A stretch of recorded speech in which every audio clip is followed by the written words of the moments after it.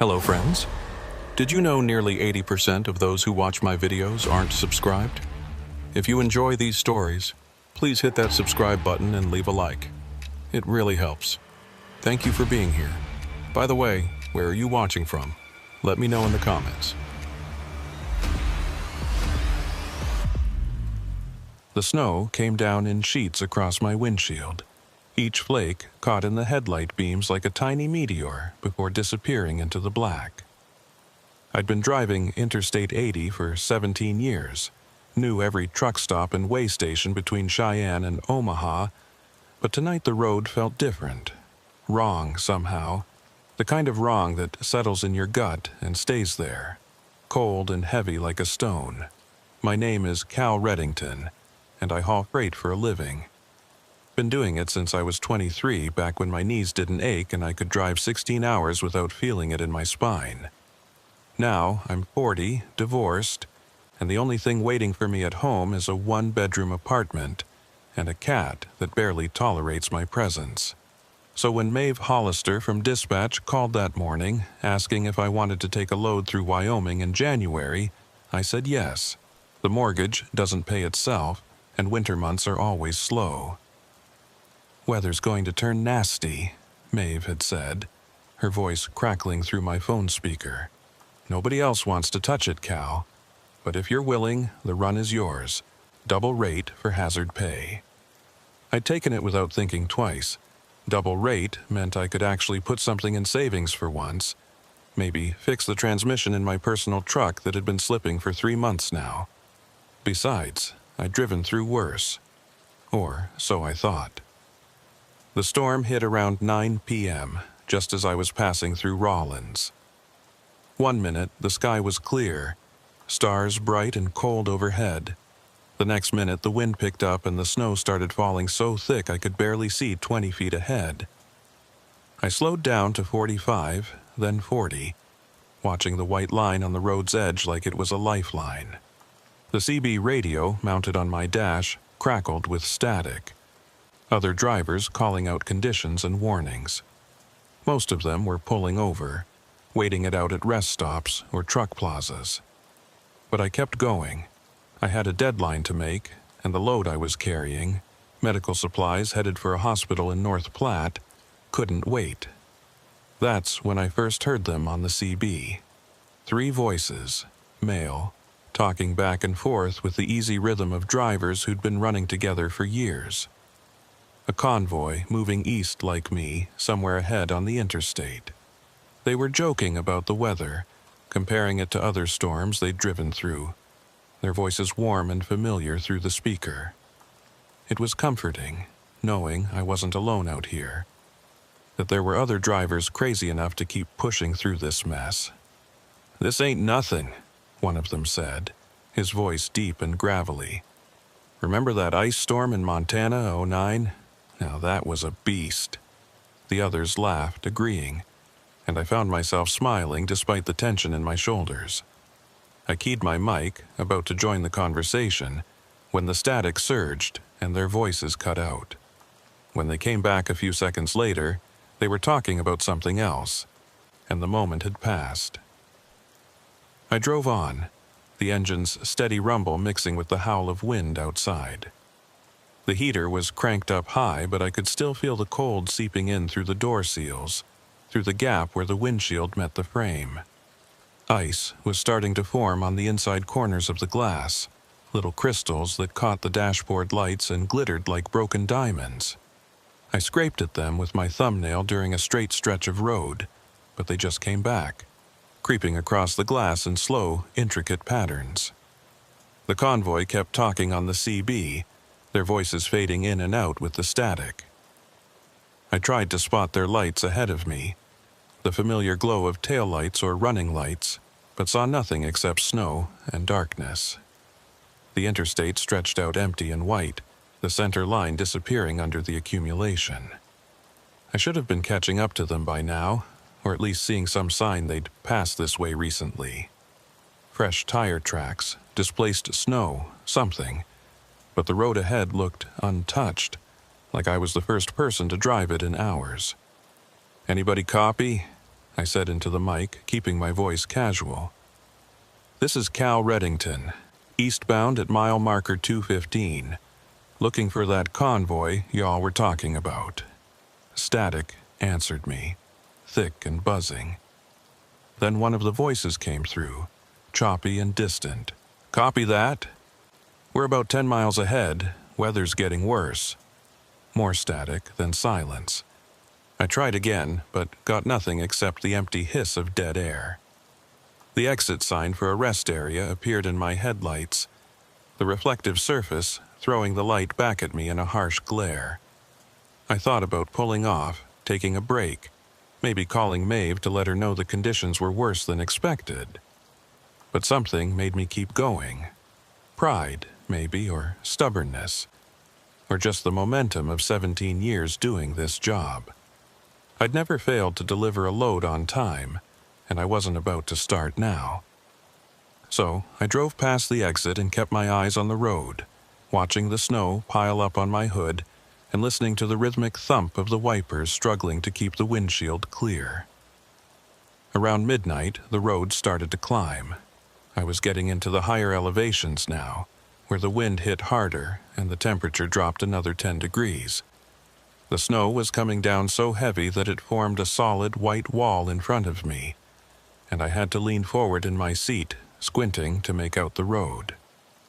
My hands ached from gripping the steering wheel, and my back was starting to cramp from the tension of holding the truck steady against the crosswinds that buffeted it from the side. That's when I saw the sign. It was just a flash at first. There and gone so quick I thought I'd imagined it.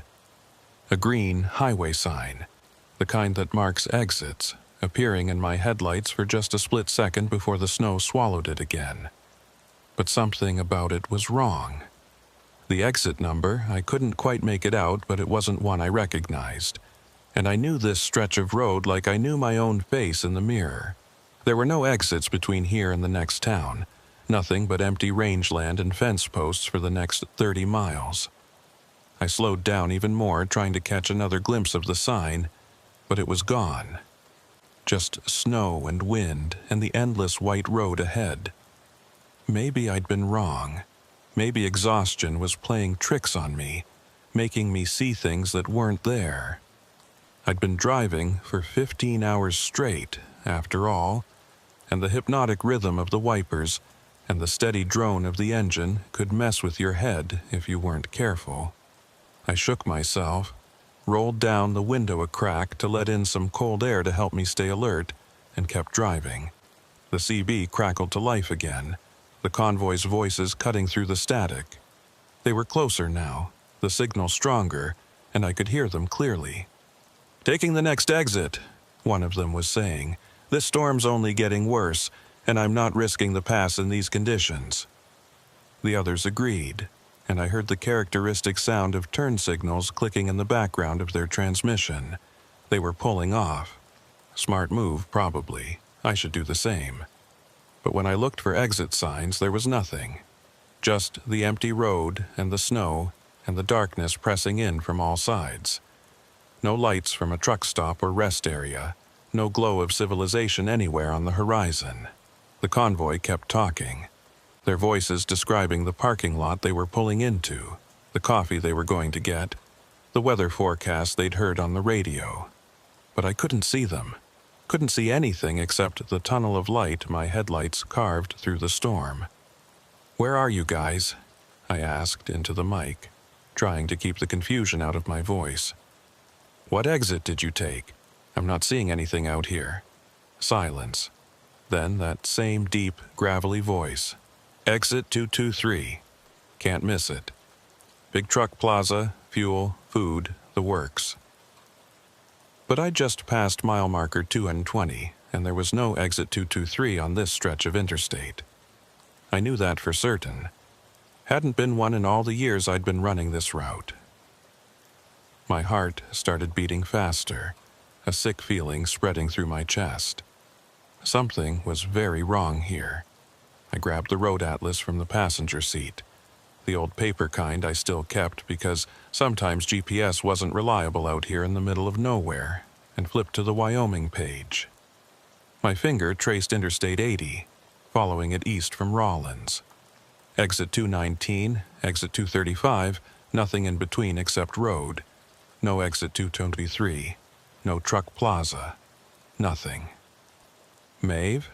I tried dispatch instead, pressing the button on my phone that speed-dialed her direct line. It rang once, twice, then went to static. Not even voicemail, just a harsh buzzing that made me pull the phone away from my ear. I tried again with the same result. The cell signal indicator on my phone showed nothing. No bars, no service. I was completely cut off. The wind hit the truck broadside, a gust so strong it pushed me half a lane over before I could correct. I fought the wheel back, felt the tires slip on the ice underneath the snow, then catch again. My breath was coming faster now, shallow and quick. I needed to stop, needed to pull over and wait this out, but there was nowhere to go. The shoulder had disappeared under the drifts, and I couldn't tell where the road ended and the drainage ditch began. All I could do was keep moving forward, keep following the faint impression of the road beneath me, and hope the storm would break. The convoy was still talking on the CB, their voices warm and relaxed now, describing the coffee and the food and the warmth of the truck stop. But there was something off about their conversation, something that made the hair on the back of my neck stand up. They were repeating themselves, the same jokes, the same stories about past storms, the same descriptions of the truck plaza, like a recording playing on a loop. I listened more carefully, counting the seconds between phrases, and realized they were cycling through the exact same dialogue every 3 minutes. Word for word, pause for pause. I reached for the CB, ready to turn it off, but my hand froze halfway there. Because ahead of me, just at the edge of my headlight's reach, I saw something. A shape in the snow, dark and massive, moving along the road in the same direction I was going. A truck. It had to be a truck. The back end of a trailer, maybe, or a sleeper cab. But there were no lights on it.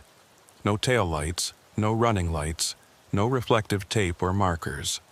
Just a dark, rectangular shape that seemed to absorb the light rather than reflect it. I accelerated slightly, trying to close the distance, trying to see it more clearly. But the faster I went, the further away it seemed to get. Always there, always just at the edge of visibility, but never any closer. I flashed my high beams, hoping to illuminate it better, and for just a second I saw it clearly. A trailer, dark blue or maybe black, with no writing on it. No company logo, no DOT numbers, nothing. And then it was gone, swallowed by the snow as if it had never been there at all.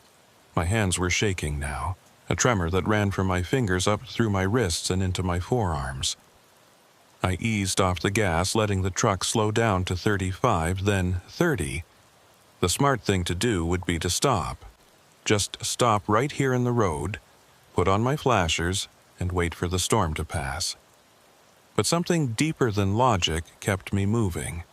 Some instinct that said stopping would be worse, that whatever was out here in the storm with me, it was waiting for me to stop. The CB crackled again, but this time the voices were different, distorted. The same words, but stretched out, lowered in pitch, like a recording played at half speed, and 10 miles ahead, weather's getting worse. The deep voice that had been warm and friendly now sounded hollow, empty, like it was coming from somewhere very far away or very deep. "Can't miss it," the voice said, each syllable drawn out and wrong. "The works." I reached for the CB and switched it off. The sudden silence was almost worse than the voices had been. Now there was nothing but the wind and the engine and my own ragged breathing. I focused on the road, on keeping the truck between the lines I could barely see, on just making it through the next mile and the next, until I could find somewhere safe to pull over. That's when I saw the sign again. The same green highway sign, appearing in my headlights exactly like before. But this time, I was ready for it, and I read it in the brief moment before it vanished. Exit 223, Truck Plaza, 1 mile. The same exit the convoy had mentioned, the exit that didn't exist. I kept driving, my eyes fixed on the spot where the sign had appeared, trying to make sense of what I'd seen. Road signs didn't just vanish. They were solid metal and reflective paint, anchored in concrete, lit up by headlights whether you wanted them to be or not. But this one had been there, and then it wasn't, and I couldn't shake the feeling that I'd just witnessed something impossible. The truck's thermometer showed -8 degrees outside, but I was sweating.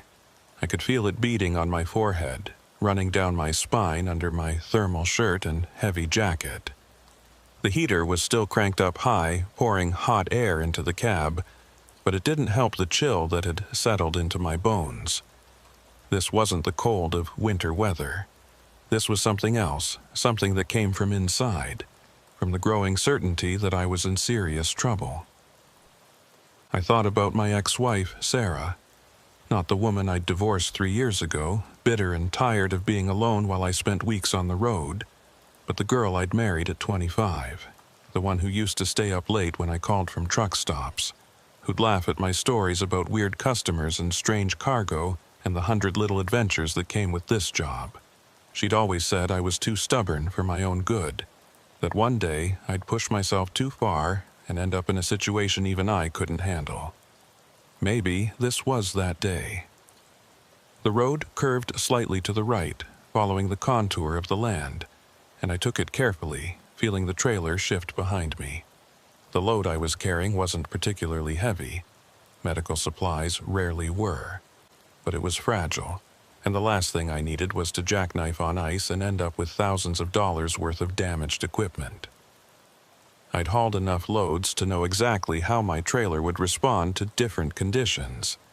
Could feel through the steering wheel and the seat of my pants when the tires were losing grip or when the weight was shifting wrong. Right now, everything felt normal, mechanically speaking. It was everything else that felt wrong. Mile marker 225 appeared in my headlights, the numbers clear despite the snow accumulating on the sign's face. I'd been tracking them obsessively for the past 20 minutes, watching for any gaps or irregularities, anything that might explain the phantom exit sign. But they'd all been there in order: 220, 21, 22, 23, 24, 25, which meant I'd driven right past where exit 23 was supposed to be, and there'd been nothing. No off-ramp, no truck plaza, no lights except my own reflecting off the falling snow. The CB radio sat silent on my dash, the power light still glowing green even though I'd switched it off. I stared at it, waiting for it to crackle back to life with those distorted voices, but it stayed quiet. Maybe I'd imagined the whole thing. Maybe the stress and the storm and the long hours had combined to create some kind of auditory hallucination. That made more sense than the alternative. That I'd been listening to something that wasn't quite real. Voices from somewhere that didn't exist on any map. Movement in my side mirror caught my attention. I glanced at it, expecting to see nothing but snow and darkness, but there was something there. Lights. Not headlights coming up behind me, but something else. Red and white, flashing in a pattern that seemed almost random. They were distant, maybe half a mile back, barely visible through the storm. But they were there, and they were following the same road I was on. Relief flooded through me, warm and sudden. Another driver, someone else who'd been crazy enough or desperate enough to keep going through this mess. I wasn't alone out here after all. I watched the lights in the mirror, waiting for them to get closer, but they maintained their distance.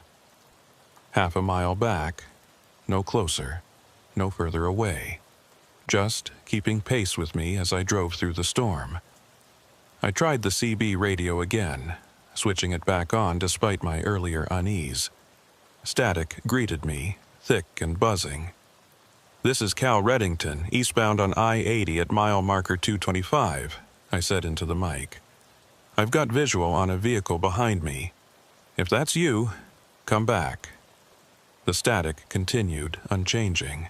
I tried again, adjusting the squelch, flipping through channels. Nothing, just that same empty hiss. The lights in my mirror flickered, and for a moment I thought they'd gone out completely. But then they came back, brighter now, and I could see them more clearly. Not truck lights. The pattern was wrong, too spread out, and the red seemed too intense, too pure, like emergency lights. Police or highway patrol, maybe, checking on vehicles that had been foolish enough to stay on the road in these conditions. I eased off the gas, expecting the vehicle to catch up to me, to pull alongside or signal me to pull over. But it stayed back, maintaining that same half-mile distance.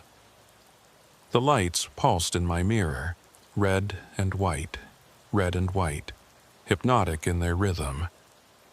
I watched them for a solid minute, 2 minutes, 3, and they never changed.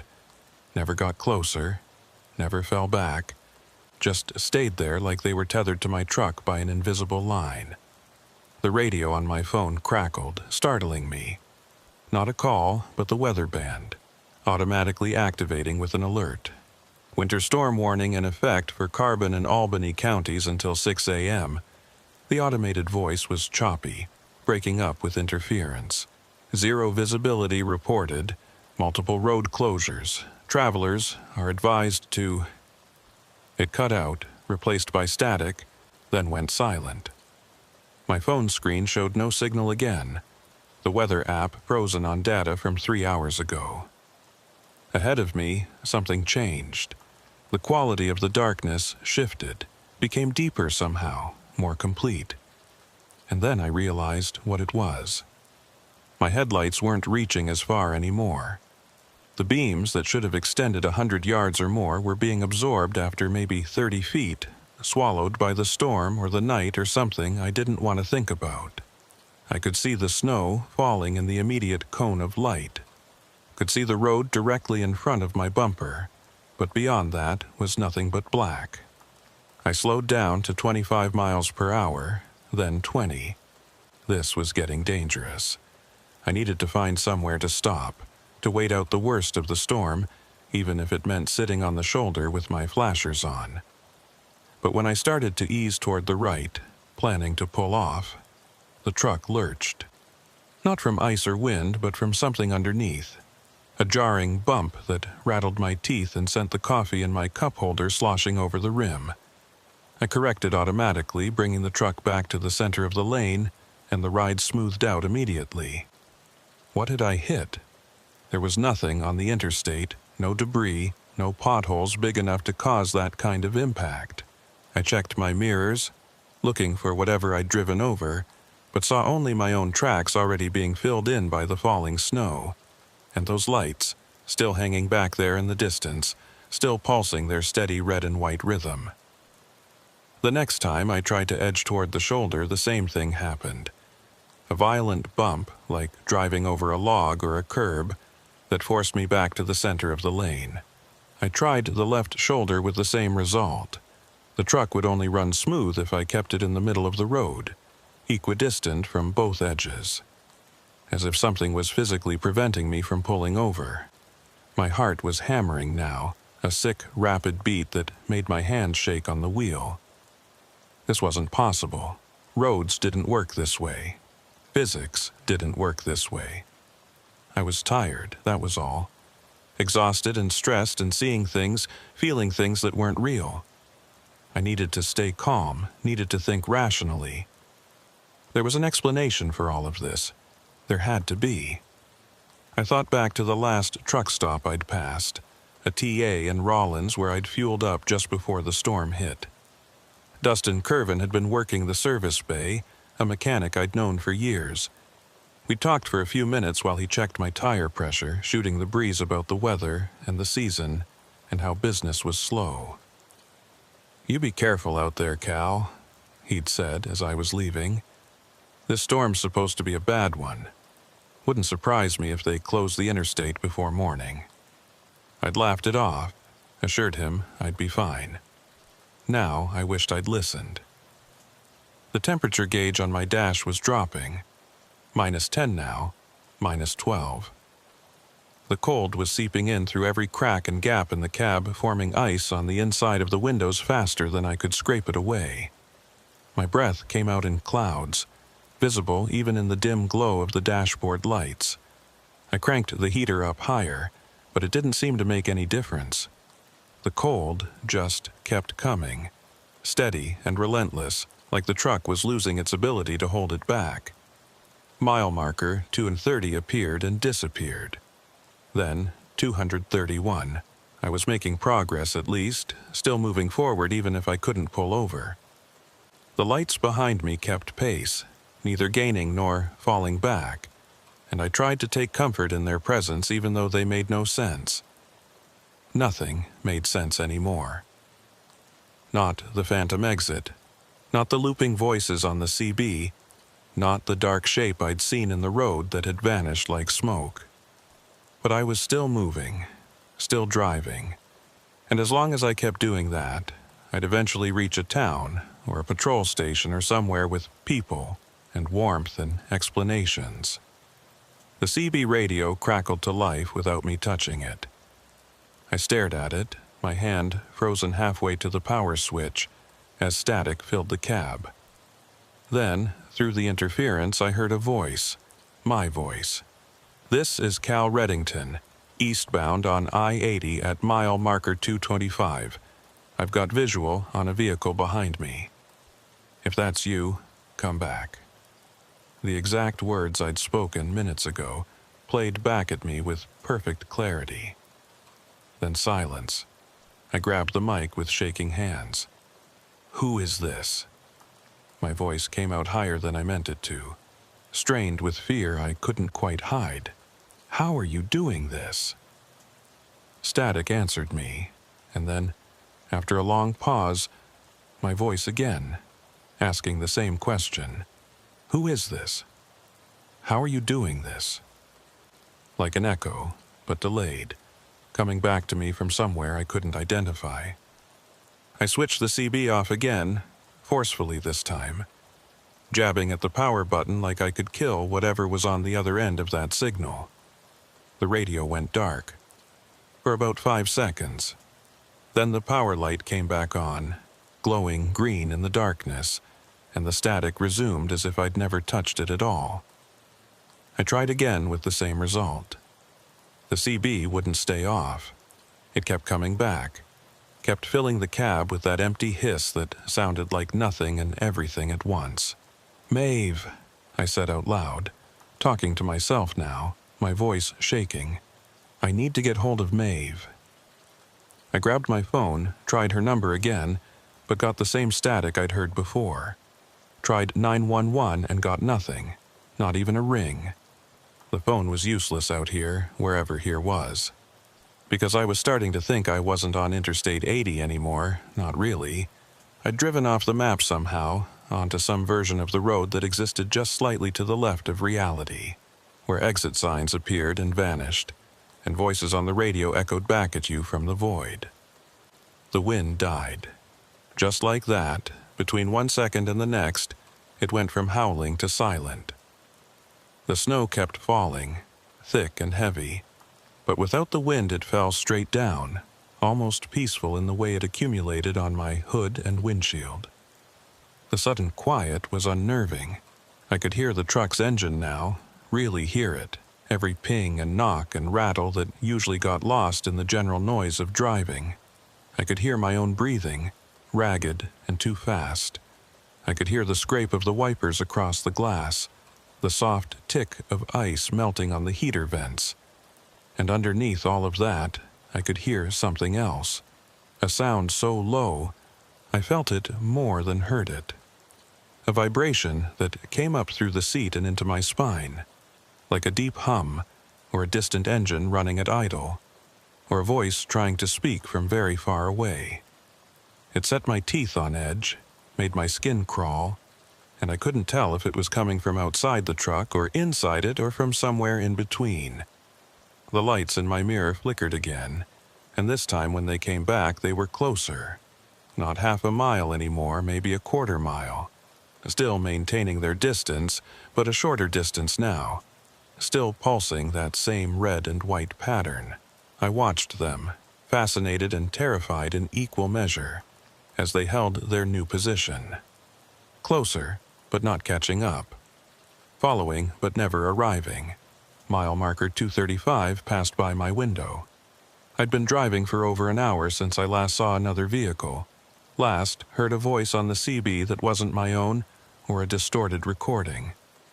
The storm showed no signs of letting up, and my fuel gauge was dropping toward half a tank.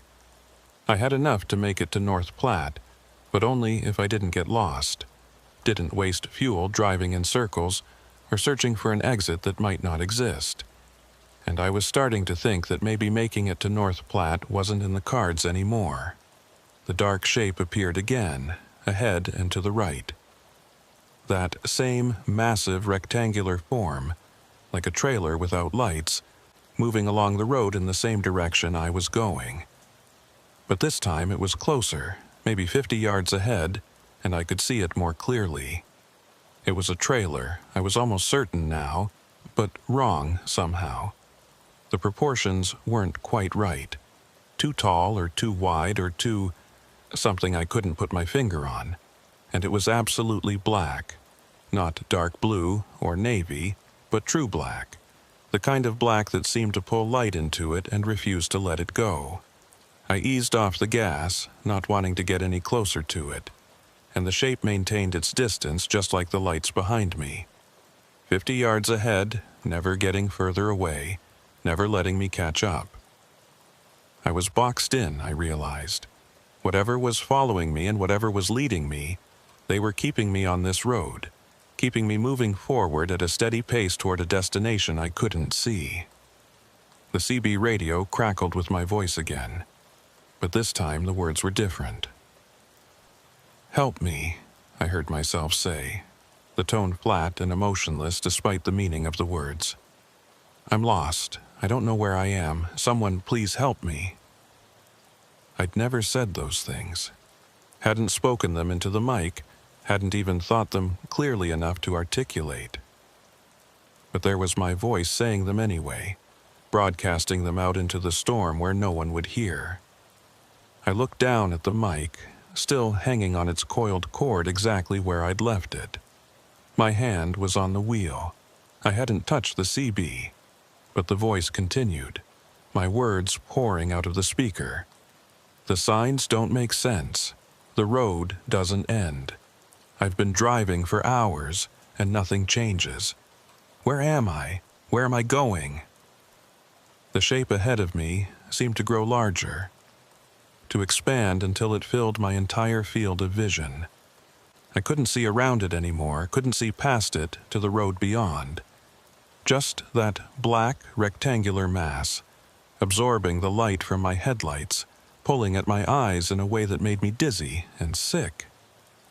I wanted to look away, but couldn't, wanted to slow down, but my foot wouldn't move on the pedal, wanted to scream, but my throat was closed and tight and wouldn't make a sound. And then something hit the truck.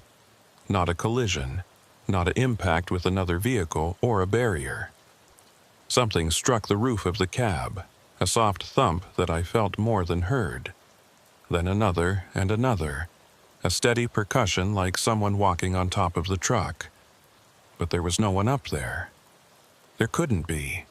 I was doing 20 miles an hour on a deserted highway in the middle of a snowstorm.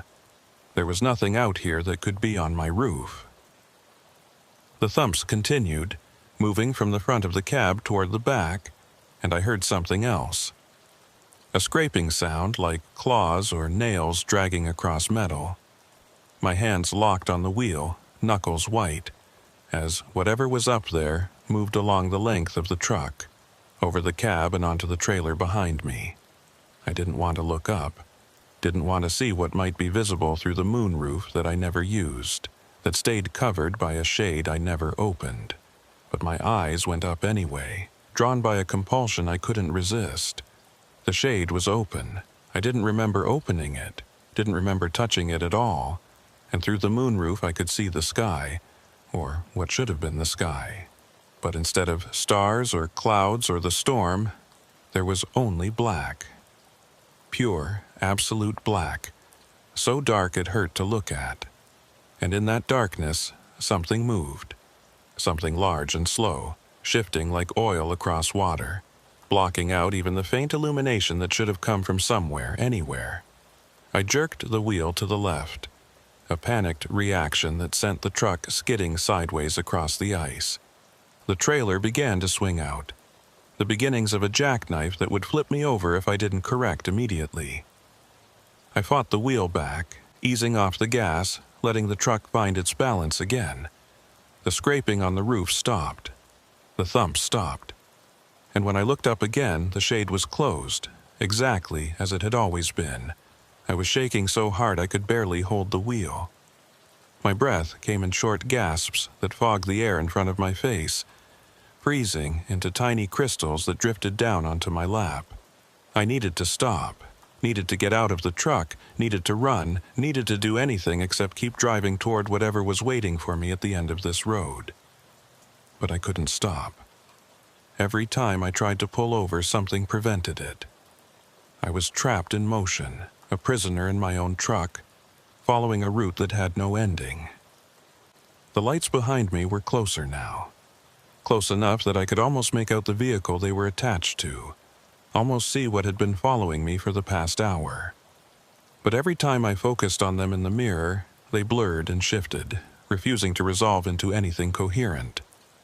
Red and white, pulsing, getting closer inch by inch, and I knew that if they ever caught up to me, if they ever pulled alongside or past me, something very bad would happen.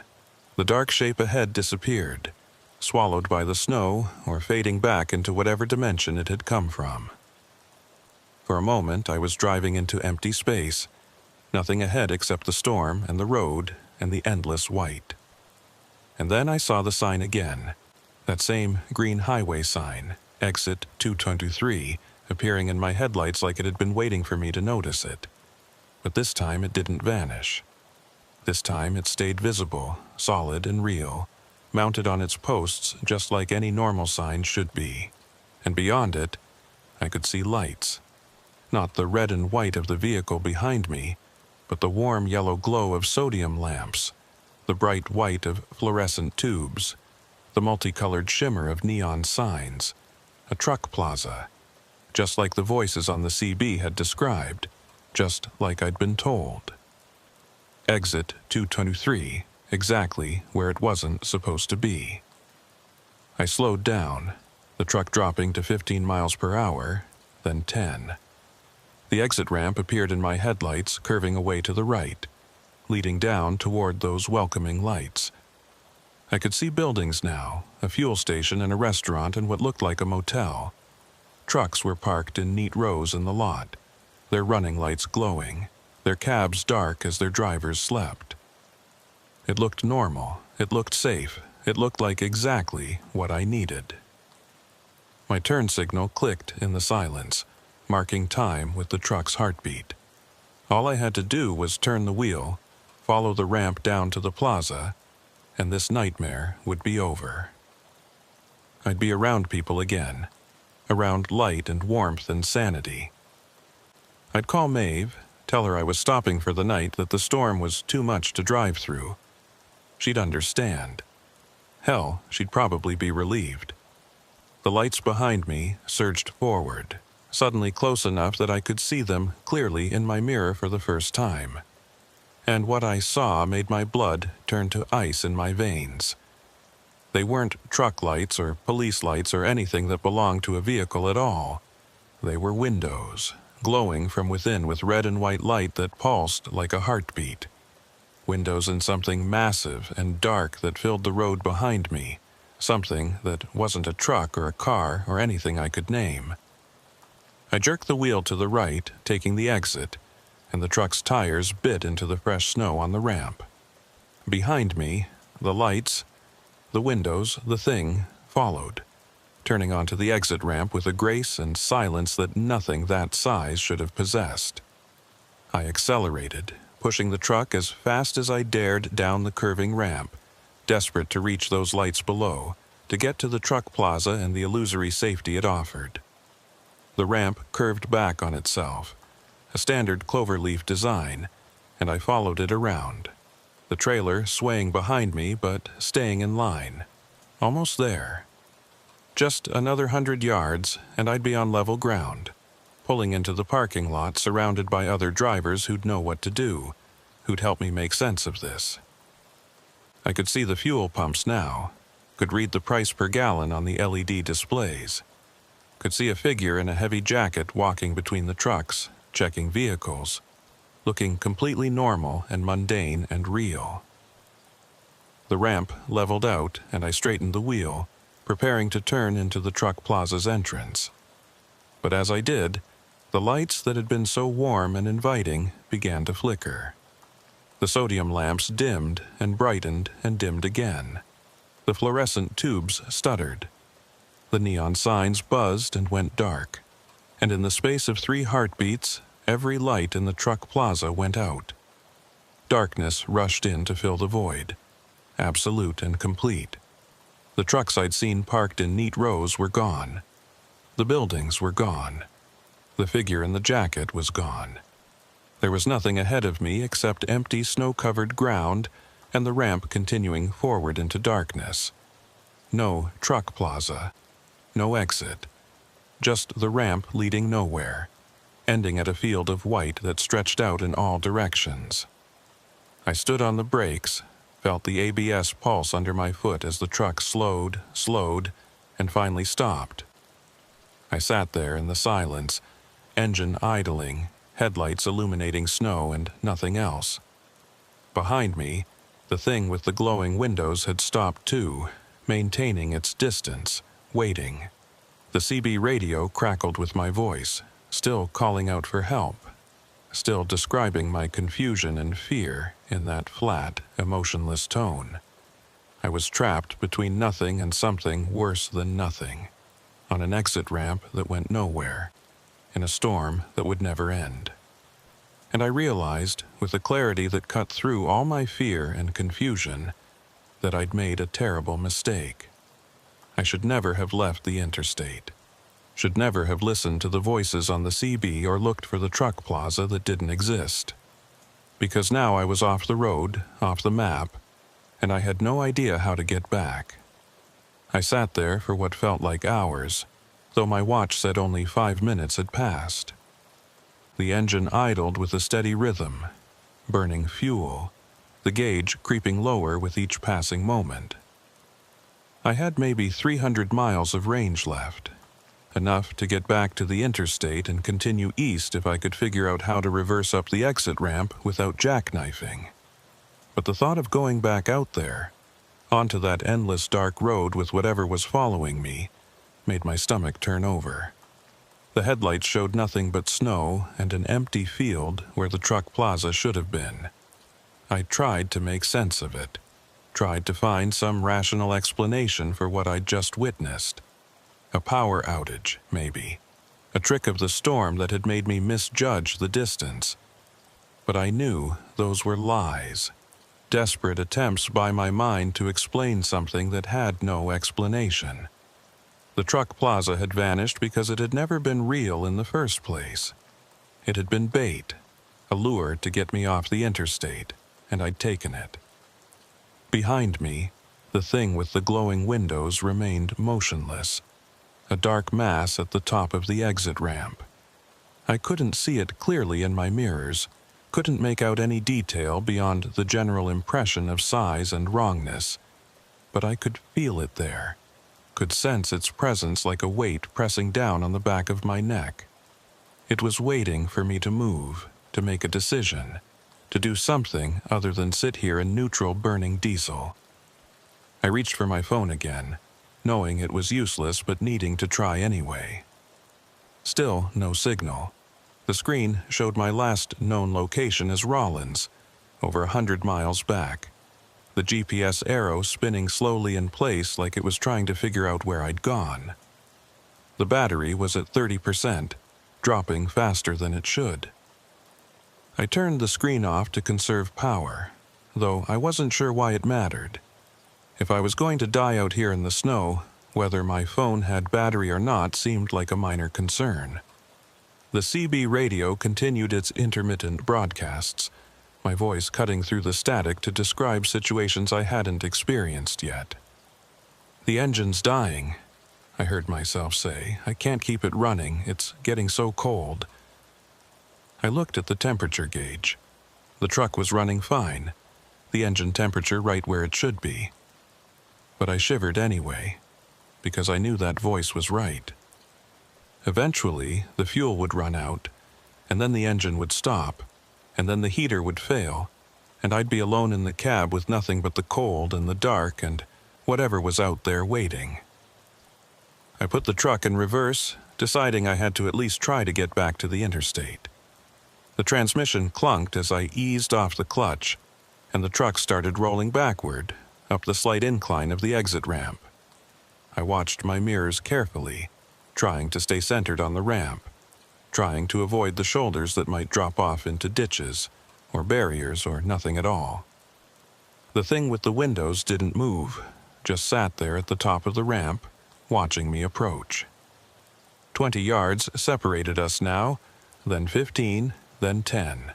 I could see it more clearly, could make out what looked like a massive rectangular structure, taller than a semi-trailer, with those glowing windows arranged in 2 rows along its side.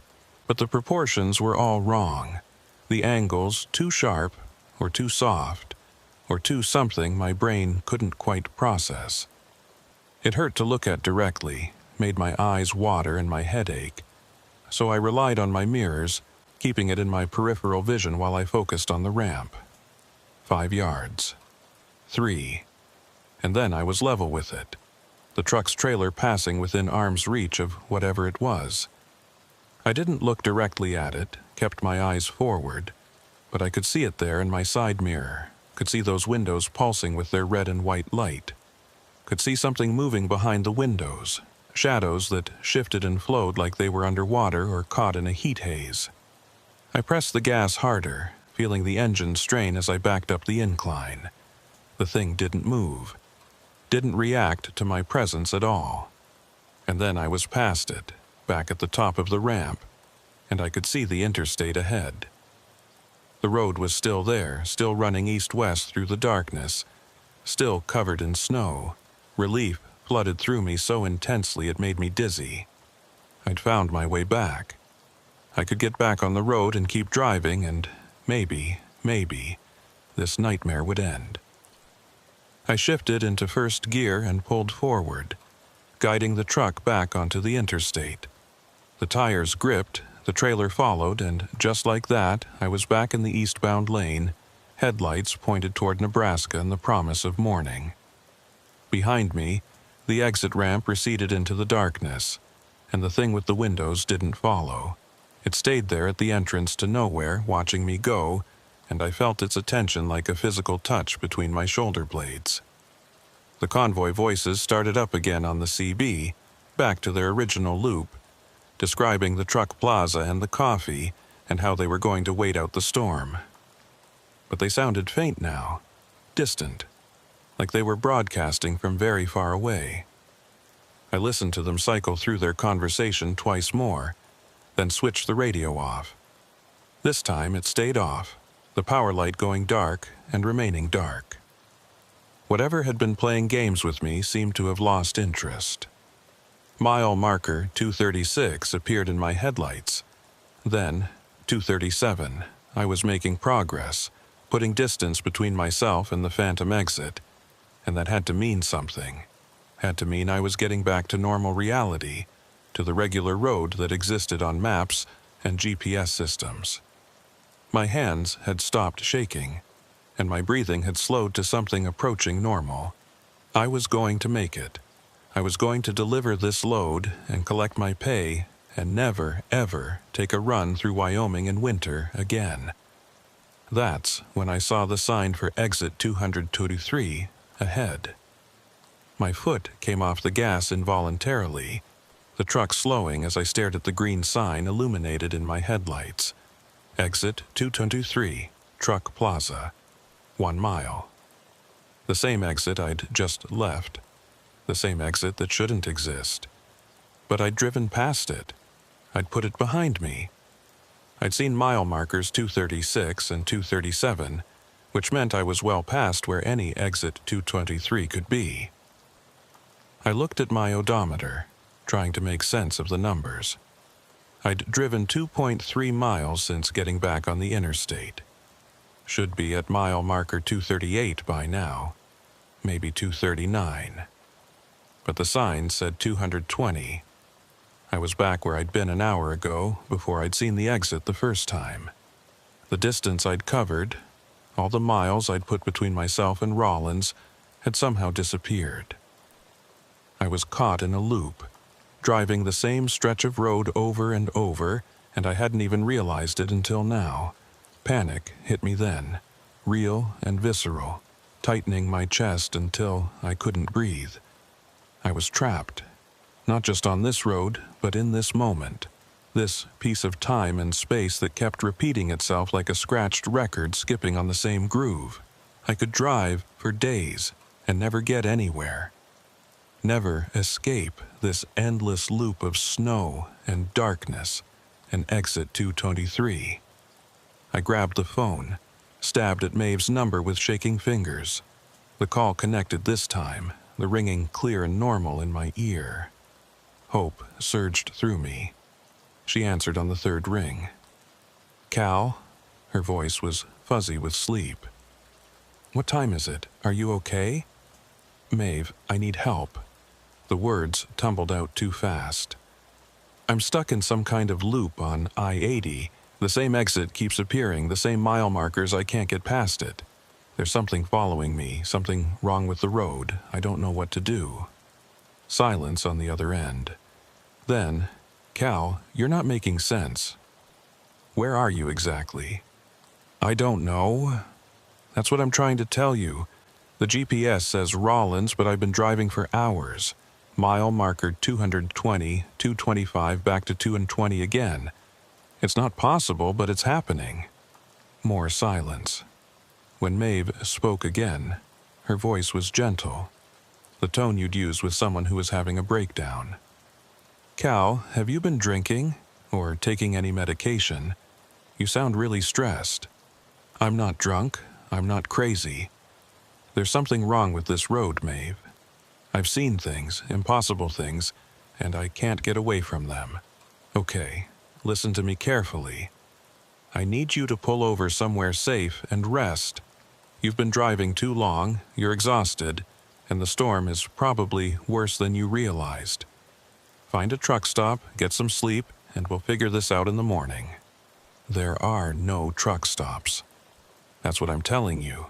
The one I tried to stop at disappeared. It vanished right in front of me. "Cal, please, Maeve, please believe me. Something is very wrong out here." The line crackled, static creeping into the connection. Maeve's voice came through in pieces. "Can't hear you, breaking up. Call back when..." And then nothing. Dead air. I looked at the phone screen and saw the call had lasted 43 seconds. 43 seconds of contact with the real world, with someone who existed outside this nightmare, and it hadn't been enough. She thought I was losing my mind. Maybe I was. The dark shape appeared ahead of me again, that trailer-like mass that absorbed light instead of reflecting it. It was closer this time, maybe 30 yards ahead, and it was moving slower than before.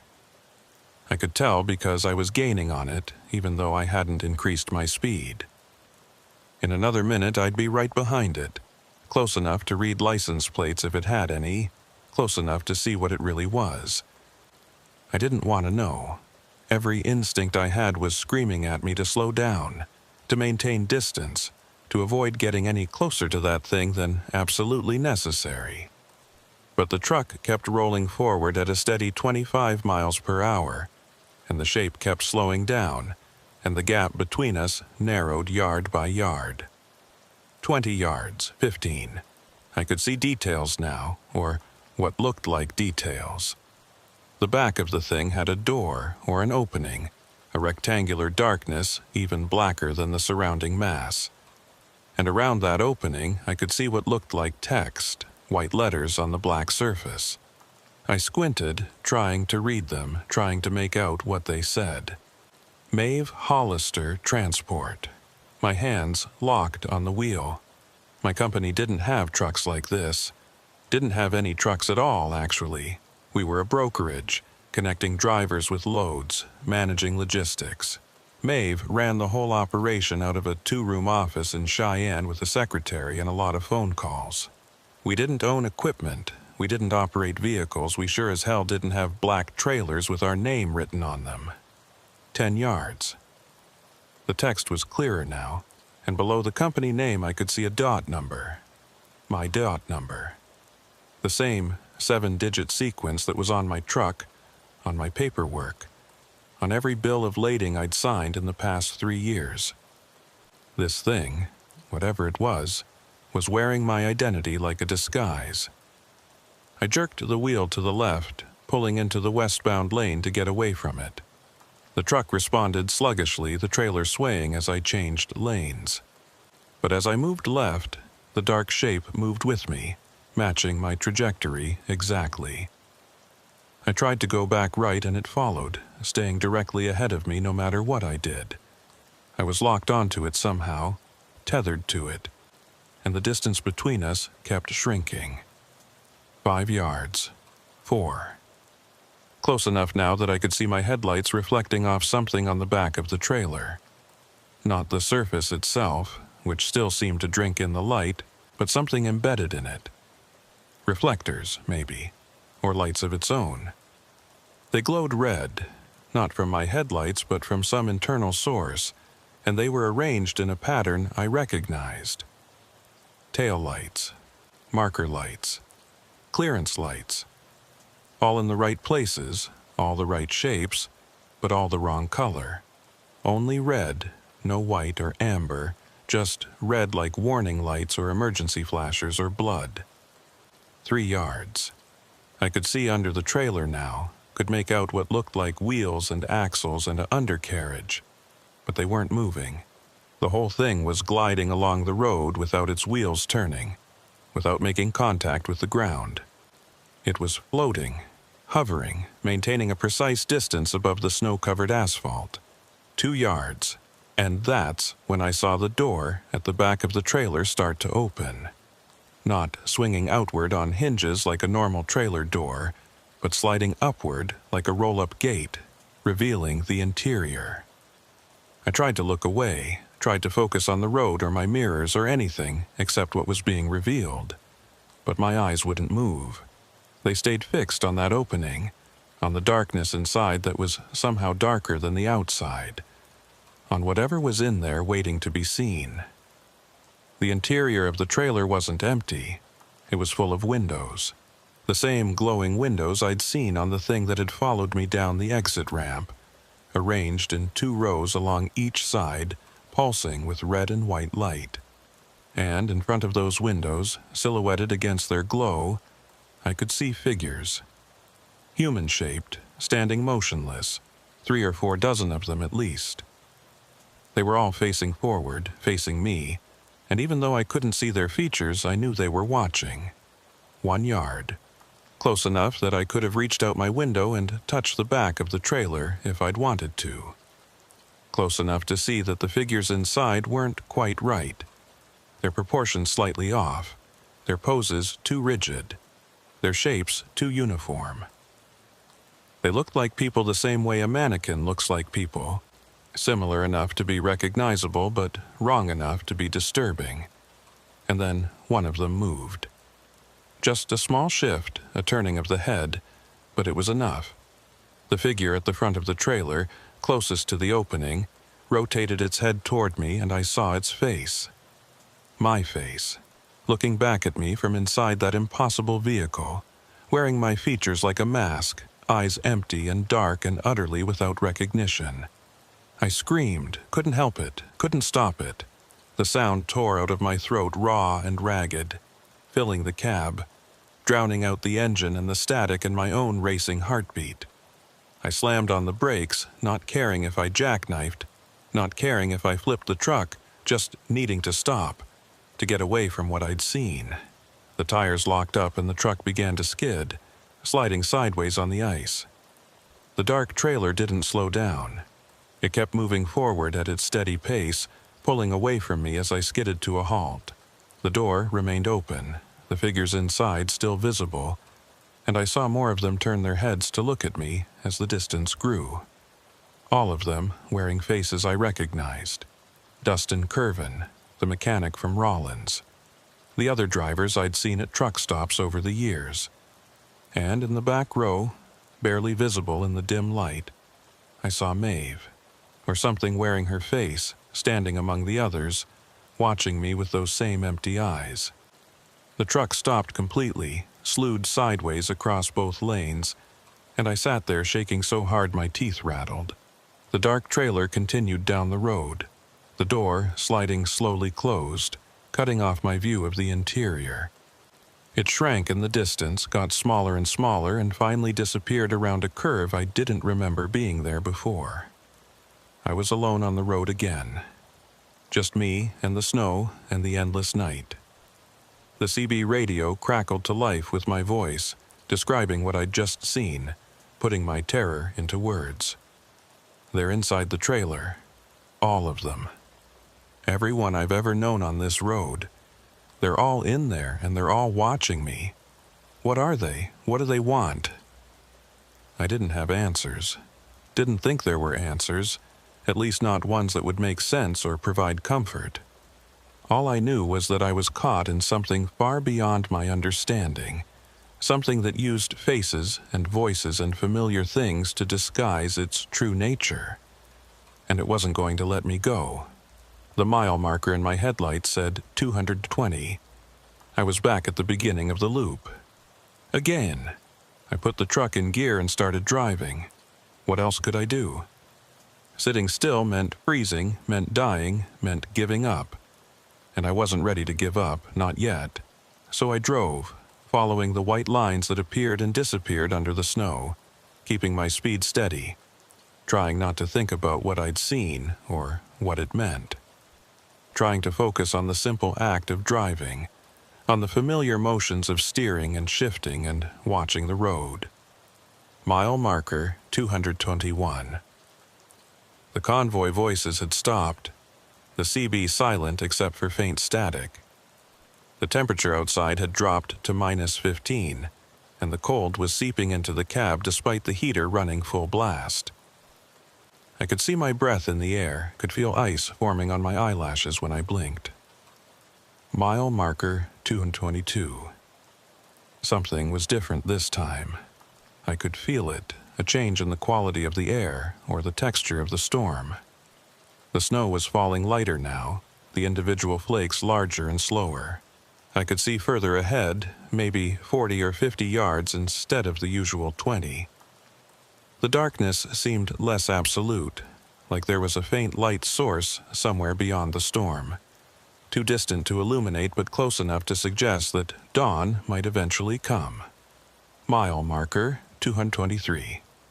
The exit sign appeared right on schedule, exactly where it had been every other time. Exit 223, Truck Plaza, 1 mile. But I didn't slow down, didn't consider taking it. I'd learned that lesson already. The exit led nowhere, offered nothing except a different flavor of trap. I kept driving, kept my eyes forward, and watched the sign recede in my mirror. And that's when I heard the voice on the CB. Not my voice this time, not the convoy's looping dialogue. A new voice crackling through the static, faint but clear enough to make out. Truck on I-80 eastbound. This is Nebraska State Patrol. Come back. I grabbed the mic so fast I nearly dropped it. This is Cal Reddington. I copy. I copy. My voice was hoarse from screaming, from fear, from hours of breathing cold, dry air. I need help. I'm trapped in some kind of loop. I can't get off this road. There's something following me. Static. Then, copy that. severe weather, road closed at mile marker 245, need to turn around. I can't turn around. Every time I try to go back, I end up in the same place. Mile marker 220, over and over. How do I get out of this? Say again. You're breaking up. Location. Mile marker 223.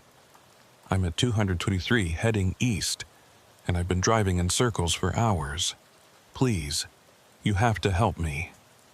The static changed, became thicker, more oppressive. And through it, I heard something that made my blood run cold. The state patrol voice was still talking, but it was being overtaken by another voice, my voice, speaking the same words I'd just said, but with that flat, emotionless tone that meant it wasn't really me. Mile marker 223. I'm at 223 heading east, and I've been driving in circles for hours. Please, you have to help me. No, I whispered. No, that was real. That was a real person. They were trying to help.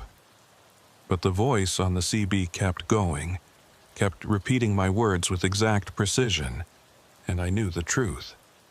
There was no state patrol. There was no help coming. There was only this road and this storm and whatever intelligence was out here playing with me like a cat with a mouse. I dropped the mic, and it swung on its cord, bouncing against my leg. Mile marker 224. Then 225. The landmarks kept passing. The numbers kept climbing, and for a brief moment I let myself hope that maybe I'd broken free. Maybe I was finally making progress. But when marker 230 appeared, I knew what was coming next. I'd been here before, done this before, was caught in a cycle I couldn't escape. Mile marker 220, I was back at the start. The third time, or maybe the fourth, I'd lost count. How long had I been driving? My watch said 2 a.m., but I'd left Rollins at 8 p.m., which meant I'd been on the road for 6 hours. But it felt longer than that. Felt like days or weeks, like time itself was broken out here in the storm. The dark trailer appeared ahead of me again, the same as before, but also different. This time, it wasn't moving. It was parked on the shoulder, door closed, no lights showing. Just a dark shape barely visible against the snow, and I would have driven past it without noticing, except something made me slow down. Some morbid curiosity or desperate need for answers that overrode my fear. I pulled up alongside it, keeping my truck in the lane, and looked out my side window. The trailer was exactly what I'd thought. A standard semi-trailer, dark-colored, with text on the side that I couldn't quite read in the poor light. I grabbed my flashlight from the door pocket and shined it across the gap. Reddington Freight. My name. My DOT number. My old company logo, the one I'd stopped using 3 years ago when I went independent and started working exclusively for Maeve's brokerage. This trailer belonged to a version of me that didn't exist anymore. To a business I'd shut down when my marriage fell apart and I couldn't afford to keep running my own authority. I kept the flashlight beam moving, scanning the length of the trailer. It looked real, solid, covered in road grime and snow like any normal truck. The wheels were touching the ground, the suspension compressed under a loaded weight.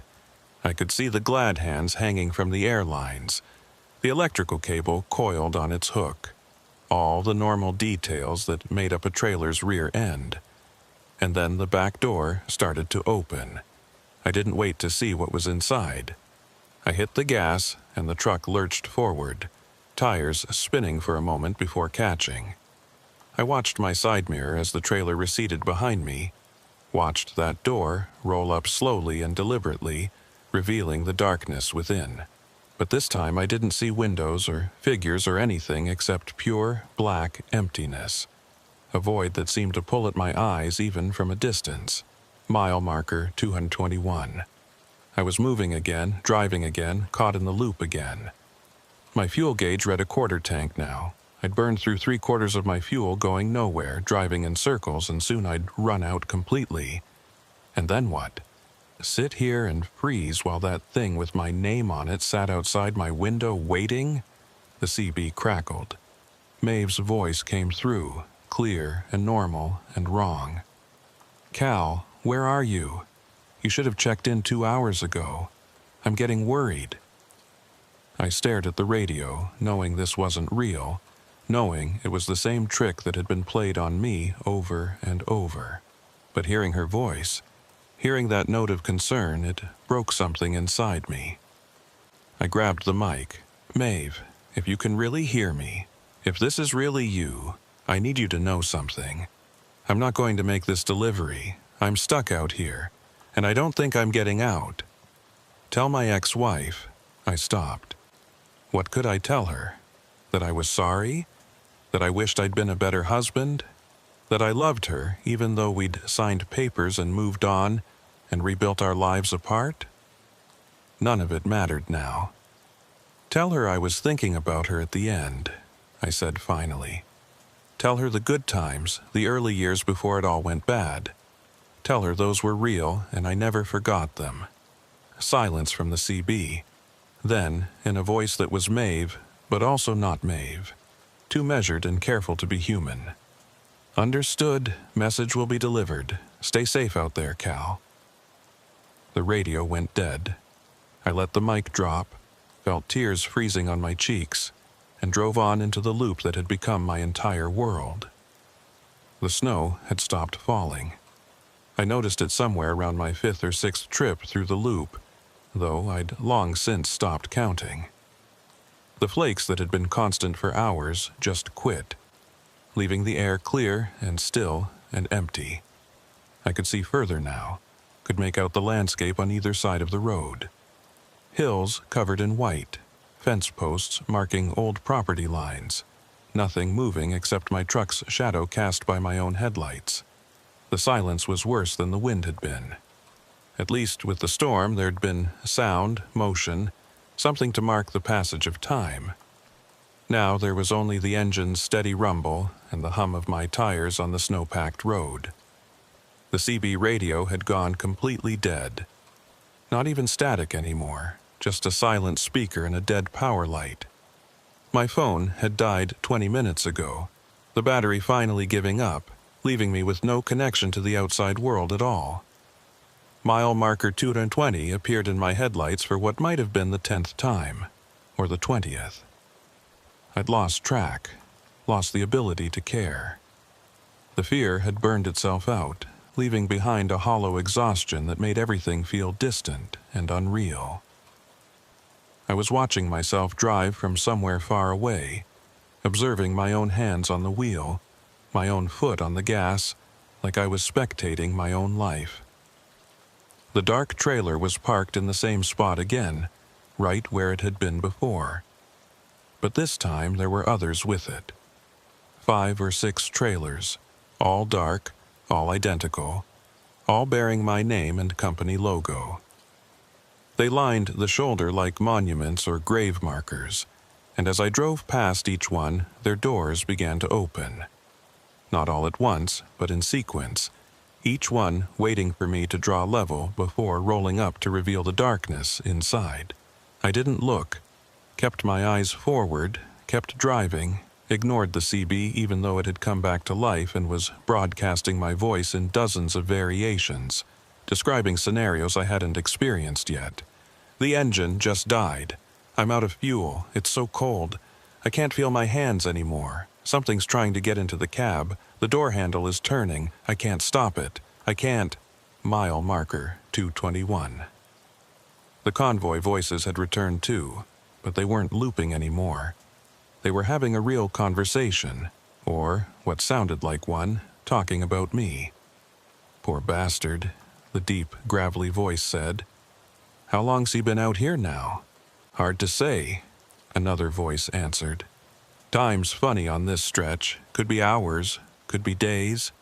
Think he'll figure it out? Eventually. They all do. Or they don't, and they just keep driving until they run out of gas. Either way, the road gets what it wants.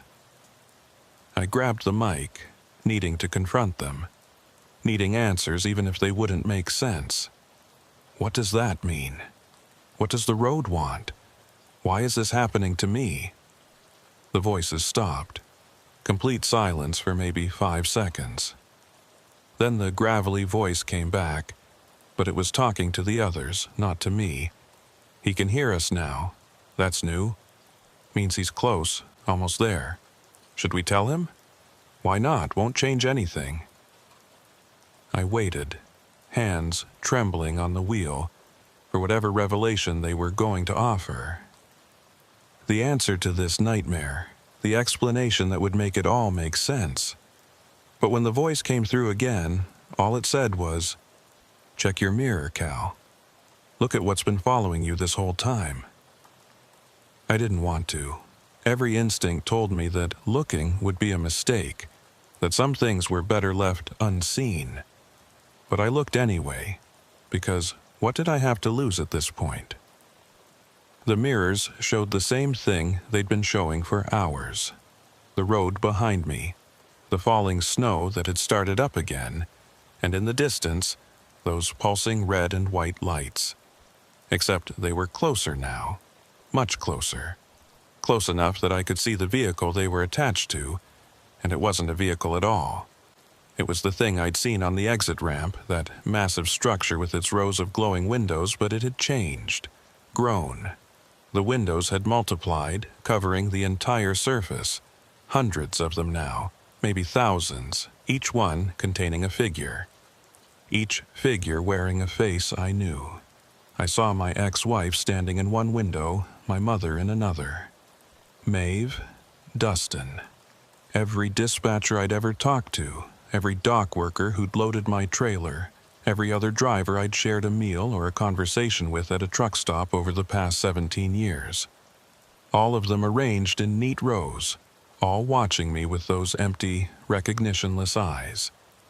And at the very front, in the largest window, I saw myself. Not a reflection, not a copy, but me as I'd been 6 hours ago, pulling out of Rollins, young and confident and stupid enough to think I could outrun a storm. He was smiling, that version of me, and he was pointing forward, urging me on, telling me to keep driving. "What is this?" I asked the CB, my voice breaking. "What are you showing me?" "The road remembers everyone who's driven it," the gravelly voice said. "Every trip, every mile, every moment. You've been part of it for 17 years, Cal. You think all those hours you spent out here just disappeared? This is where they've been all along, waiting, accumulating, building up like interest in a bank account you forgot you had." Mile marker 222. The thing behind me was keeping pace now, matching my speed exactly, neither gaining nor falling back. I could feel its weight pressing down on the road, could feel the way it bent reality around it just by existing. And I understood, with a clarity that was almost painful, what was happening. I wasn't driving in a loop. I was driving in a spiral, circling down towards something, and with each rotation I was getting closer to the center, closer to where the road wanted me to be, closer to joining all those other faces in those windows, becoming another memory trapped in amber, preserved forever in this strange pocket of existence that sat just slightly to the left of the real world. "How do I get out?" I asked, though I already knew the answer. "You don't," the voice said, and it sounded almost sympathetic. "Nobody does. The road doesn't let go once it's got you. You're already part of it, Cal. Have been since the first time you drove this stretch. Every subsequent trip just reinforced the connection, made it stronger. Tonight, it finally got strong enough to pull you all the way in." Mile marker 223. The exit sign appeared, right on schedule, but this time I saw something else. A second sign behind it, smaller, half hidden by the snow. I slowed down to read it, and felt my heart sink as I made out the words Maeve Hollister, Memorial Rest Area, 1 mile. Memorial. That word hit me like a punch to the gut. I grabbed my dead phone, tried to turn it on through sheer force of will. It flickered to life for just a moment, long enough for me to see the date on the screen. February 15th, 2024. 2 years in the future from when I'd started this trip. 2 years I'd spent driving this same stretch of road, over and over, burning time the same way I'd burned fuel. The phone died again, but I didn't need it anymore. I understood now. Maeve was dead, had been dead, would be dead. The business was gone. My old life was gone. I was a ghost driving a ghost truck on a ghost road, and I'd been doing it for so long I'd forgotten what it was like to be real. When did I die? I asked the CB. No answer, just static, soft and patient, waiting for me to figure it out on my own. I drove on, watching the mile markers count up. 224, 225, 226. The thing behind me had pulled up alongside now, matching my speed exactly, and I could see into the windows clearly. All those faces watching me. And I realized they weren't empty or emotionless at all. They were sad, grieving, mourning for what they'd lost and where they'd ended up. I looked at the window closest to me and saw Dustin Curvin. He was moving now, no longer frozen, and he was mouthing words I couldn't hear. But I could read his lips well enough to make them out. I'm sorry, Cal. I'm so sorry. I tried to warn you. Warn me about what? I said out loud, but I already knew. The last time I'd seen him, fueling up in Rollins, he'd told me to be careful. Had said the storm was bad, that they might close the interstate. But there'd been something else in his eyes, something I'd been too busy to notice. Fear. Recognition. The look of someone watching history repeat itself, knowing it was going to end badly and powerless to stop it. How many other drivers had he seen leave that truck stop and never come back? How many times had he fueled up a ghost truck, made small talk with a ghost driver, watched them pull out onto this cursed stretch of road? And now he was here too, trapped in his own window, paying for whatever sin or mistake had bound him to this place. Mile marker 230. The landscape was changing. The hills were flattening out, the fence posts disappearing, the snow giving way to bare asphalt. I was approaching the end of the loop, the point where it would curve back on itself and reset to mile marker 220. But this time felt different. Final. Like I was being given a choice, even if it was just the illusion of one. What happens if I keep driving?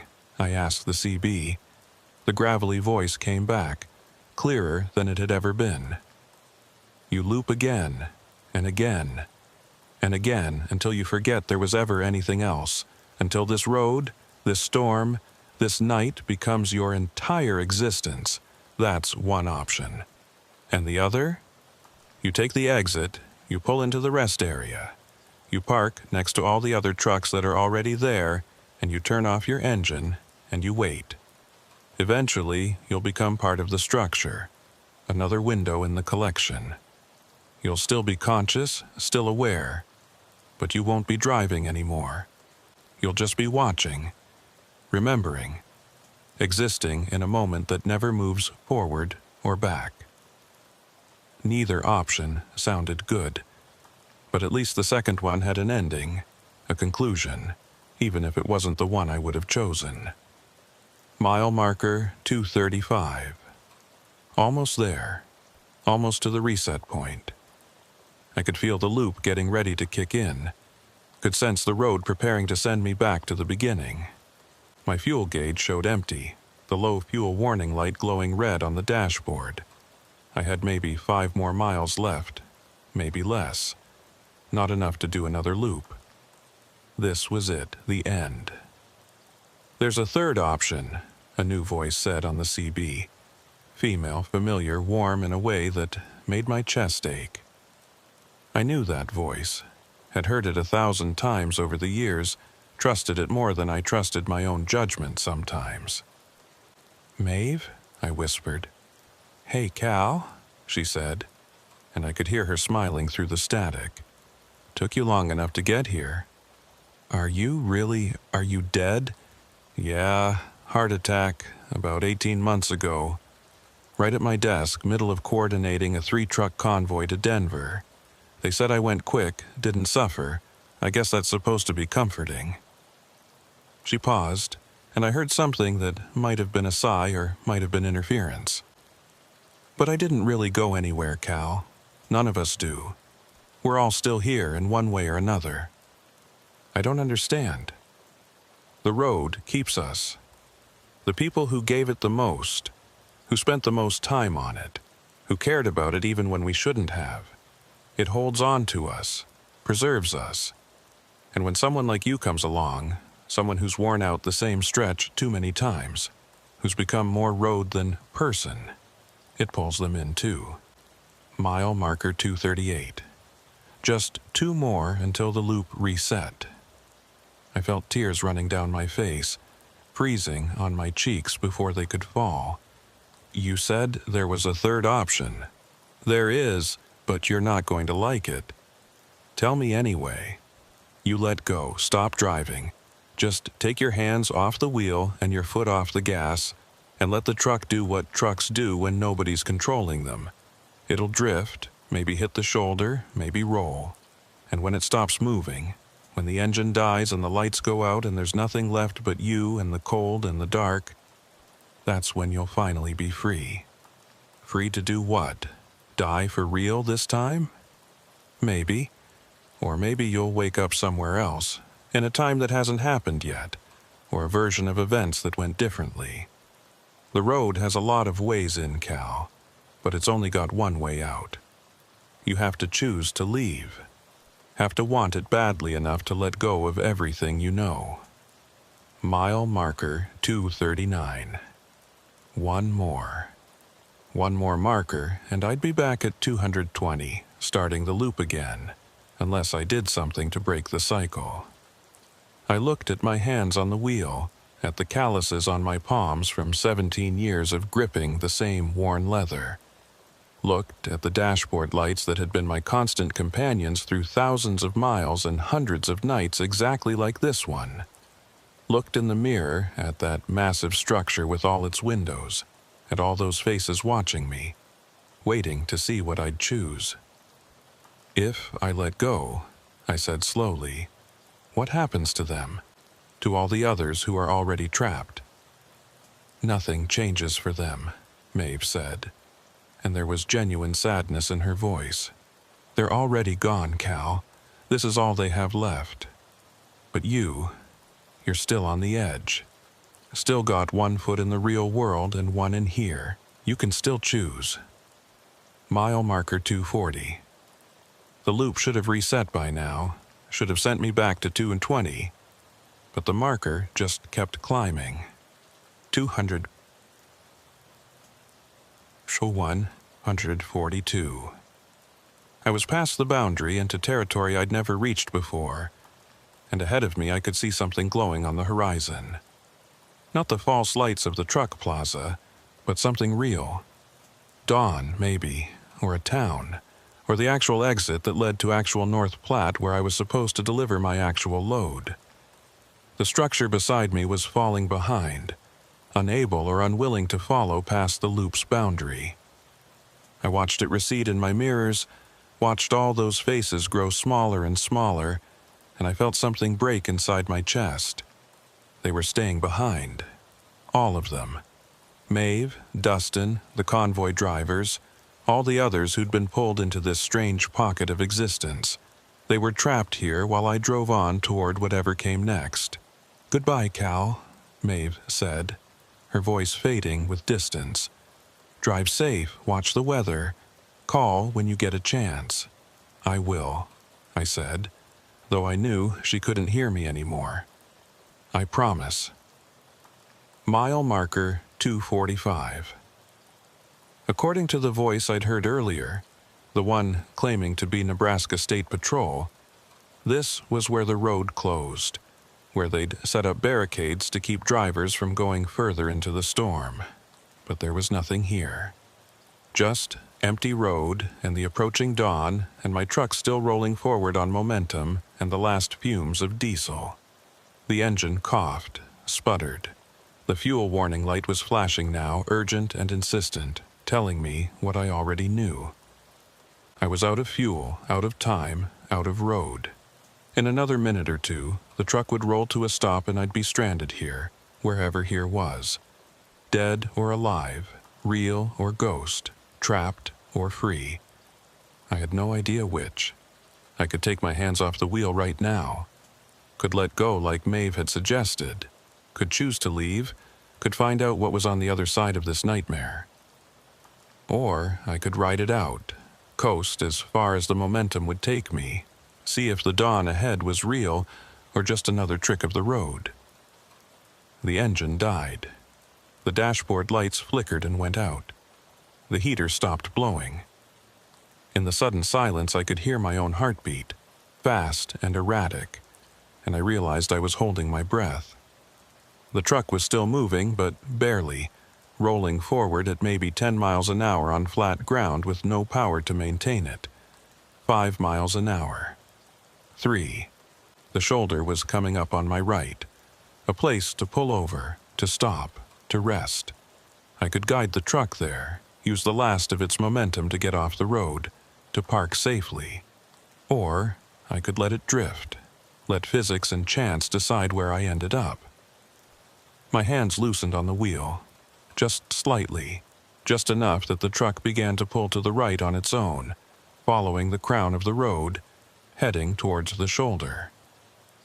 I felt the tires leave the pavement, felt the subtle change in resistance as they hit the snow, felt the truck begin to slow down even faster. 1 mile an hour, half a mile an hour. Almost stopped. The first light of dawn was painting the eastern sky in shades of pink and gold, and in that light I could see the real world coming back into focus. Real snow, real hills, real fence posts, and ahead, maybe a quarter mile up the road, I could see lights, red and blue, flashing in the early morning gloom. Real police lights, real patrol cars, real people who existed in real time and could help me understand what had just happened. The truck stopped. The engine was dead. The cab was silent. And I was stranded on the shoulder of Interstate 80 in Wyoming at dawn after the longest night of my life. But I was here. I was real. And when I opened the door and climbed down from the cab, when my feet hit the ground and I felt the cold bite of winter air on my face, I knew with absolute certainty that I'd made it out. A figure was walking toward me from the patrol cars, a state trooper in a heavy jacket, flashlight in hand. He raised it as he approached, checking me out, making sure I was okay. "You all right, sir?" he called out. "We've had this stretch closed for 6 hours. How'd you even get past the barricades?" "I don't know," I said, and it was the truth. "I've been driving all night. I got turned around in the storm, lost track of where I was." He looked at my truck, at the empty fuel gauge visible through the windshield, at the frost covering every surface. "You're lucky you didn't freeze out here. Come on, let's get you into the patrol car where it's warm. We'll figure out how to get you towed and refueled."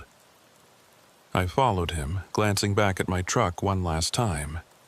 It looked normal, just a regular semi sitting on the shoulder, no different from thousands of others. But in the side mirror, just for a second, I thought I saw something. A reflection of lights that weren't there. Windows glowing red and white in the pre-dawn darkness. And then it was gone, and there was just my truck and the road, and the morning coming on like a promise that maybe I'd actually get to keep. I climbed into the warm patrol car and listened to the trooper call for a tow truck on his radio, and I tried to believe that this was real, that I'd really escaped, that I wasn't still driving that loop somewhere in the dark, fooling myself into thinking I'd found a way out. But when the tow truck arrived an hour later, and when they refueled my truck and I started the engine and it turned over perfectly on the first try, and when I pulled back onto the interstate and continued east toward North Platte, I knew the truth. I was out. I was free. and I would never, ever forget what I'd left behind.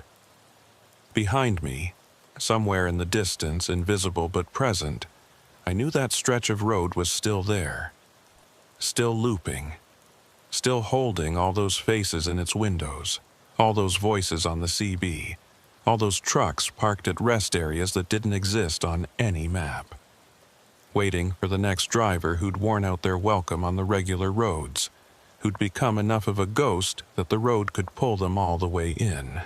I drove on into the dawn, and I never looked back. But sometimes, late at night when I'm running a route I've run too many times before, I'll hear a voice on the CB that sounds almost familiar. Or I'll see an exit sign for a place that I know doesn't exist. And I'll remember that third option Maeve told me about, the one where you let go and see what happens. And I'll wonder if maybe I should have taken it. If maybe I'm still there, still driving that loop, still convinced I escaped, when really I'm just dreaming of freedom, while the road holds me tight and whispers that everything's going to be okay, that morning is coming, that I'm almost home. But I never let myself think about it for too long, because if I did, I might realize the truth, and I don't think I could handle that.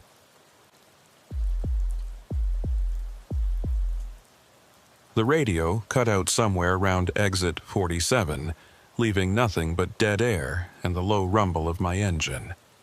I didn't think much of it at first. Stations fade in and out all the time when you're driving through empty country, especially in weather like this. The snow had been coming down steady for the past 2 hours. Not heavy enough to be dangerous, but persistent enough to make the road ahead look like a tunnel of white with no end in sight.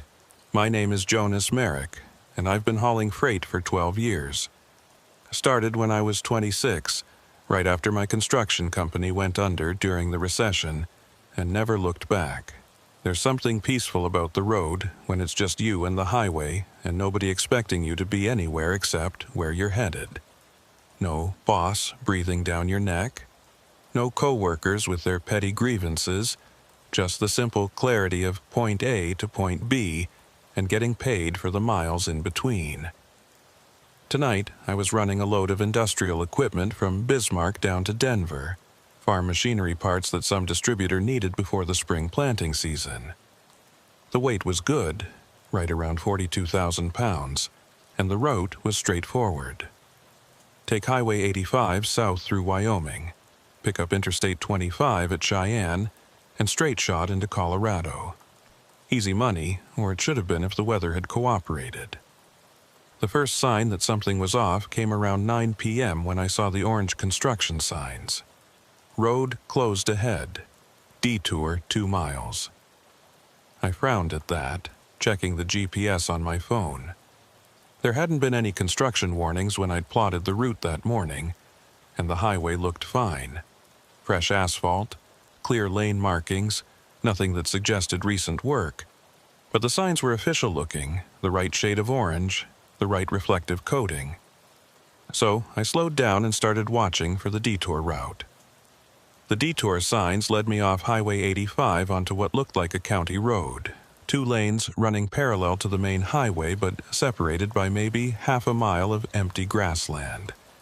The road was in decent shape despite the snow, and I could see my route on the GPS showing I'd rejoin the highway in about 15 miles. Not ideal, but not terrible either. I'd lost maybe 20 minutes and I was still on schedule to make Denver by morning. That's when the radio stations started cutting out one by one. First the country station out of Gillette, then the news station, then the classic rock channel I'd been using to stay awake. I flipped through the dial, searching for anything, but every frequency just gave me static or silence. Even the CB radio was dead quiet, which was unusual. There's always someone talking on the CB, even in the middle of nowhere. Truckers getting lonely, dispatchers checking in, someone warning about speed traps or weather conditions. But tonight, there was nothing. The snow picked up as I drove, the flakes getting larger and falling faster. My wipers struggled to keep the windshield clear, leaving smears of melted snow that refroze into patches of ice at the edges. I cranked the defroster higher and leaned forward in my seat, trying to see the road better. The county road had no streetlights, and my headlights only penetrated maybe 30 yards before the snow swallowed everything. It was like driving through a cloud, disorienting and claustrophobic in a way that made my chest feel tight. I'd been on the detour for about 20 minutes when I saw the lights ahead. A soft glow filtering through the storm, steady and warm.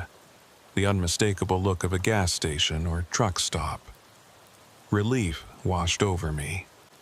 I could stop, use the bathroom, grab some coffee, maybe ask whoever was working about the road conditions and when the detour would end. The GPS showed nothing at this location, no businesses or towns marked on the map, but that wasn't unusual out here.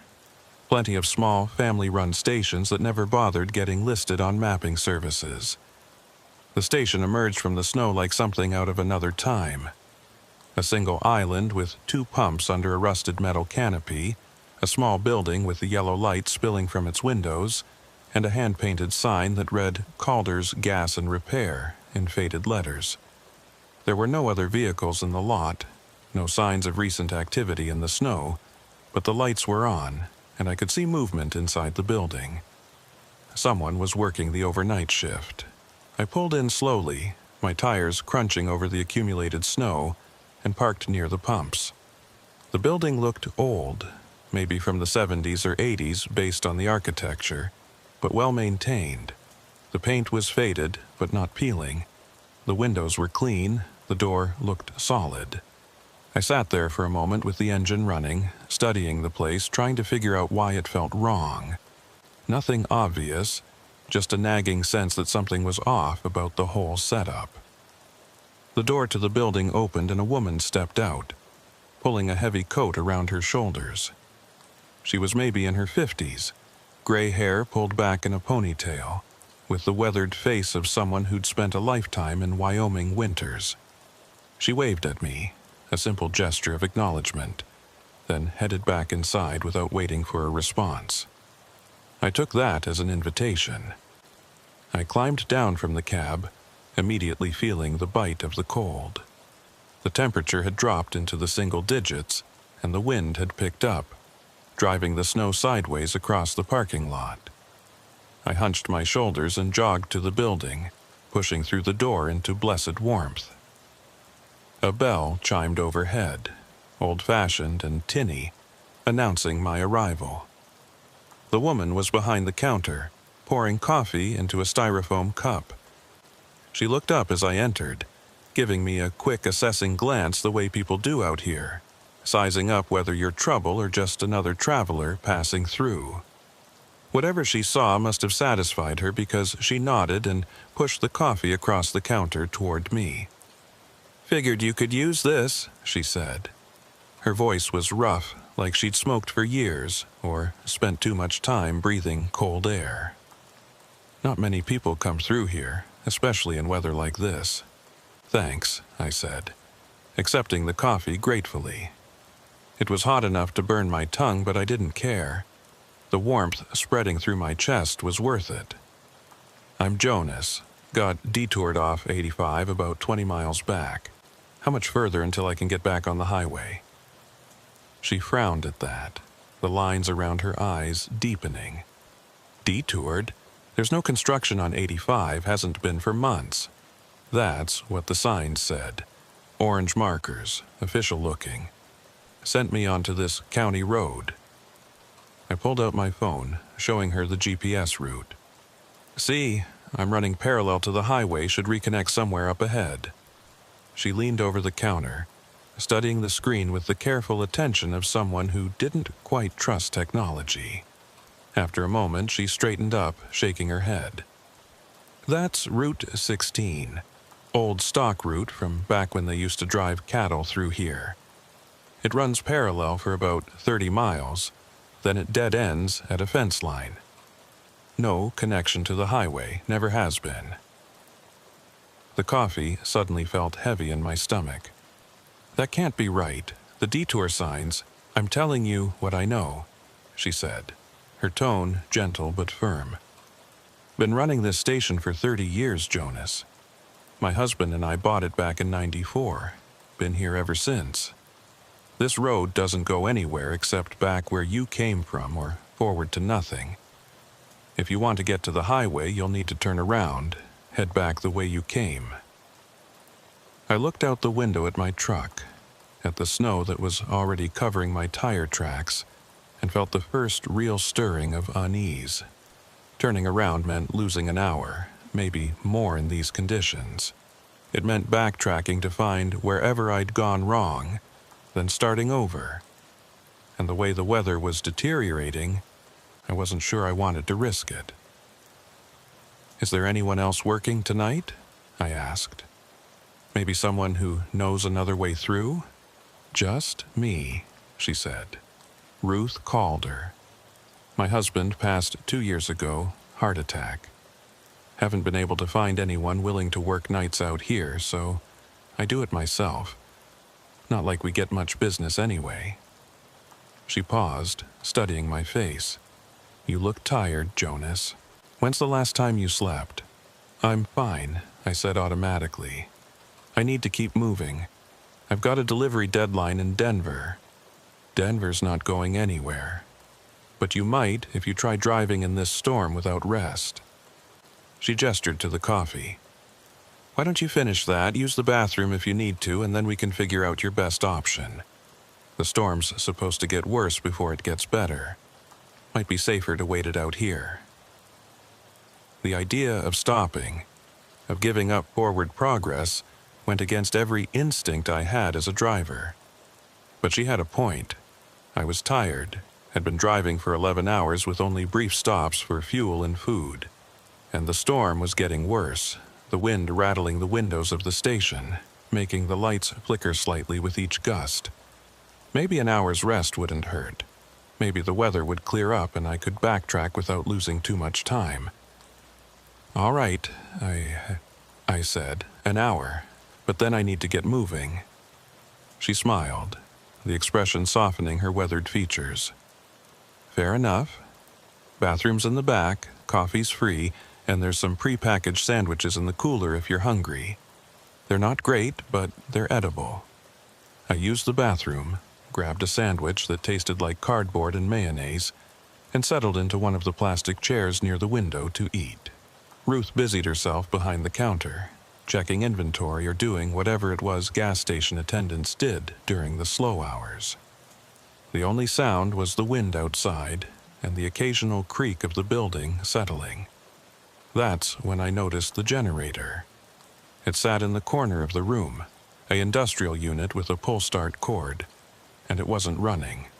But the lights were on, the cooler was humming, and the place clearly had power. I was about to ask Ruth about it when she spoke first. "Don't mind the generator," she said without looking up from her paperwork.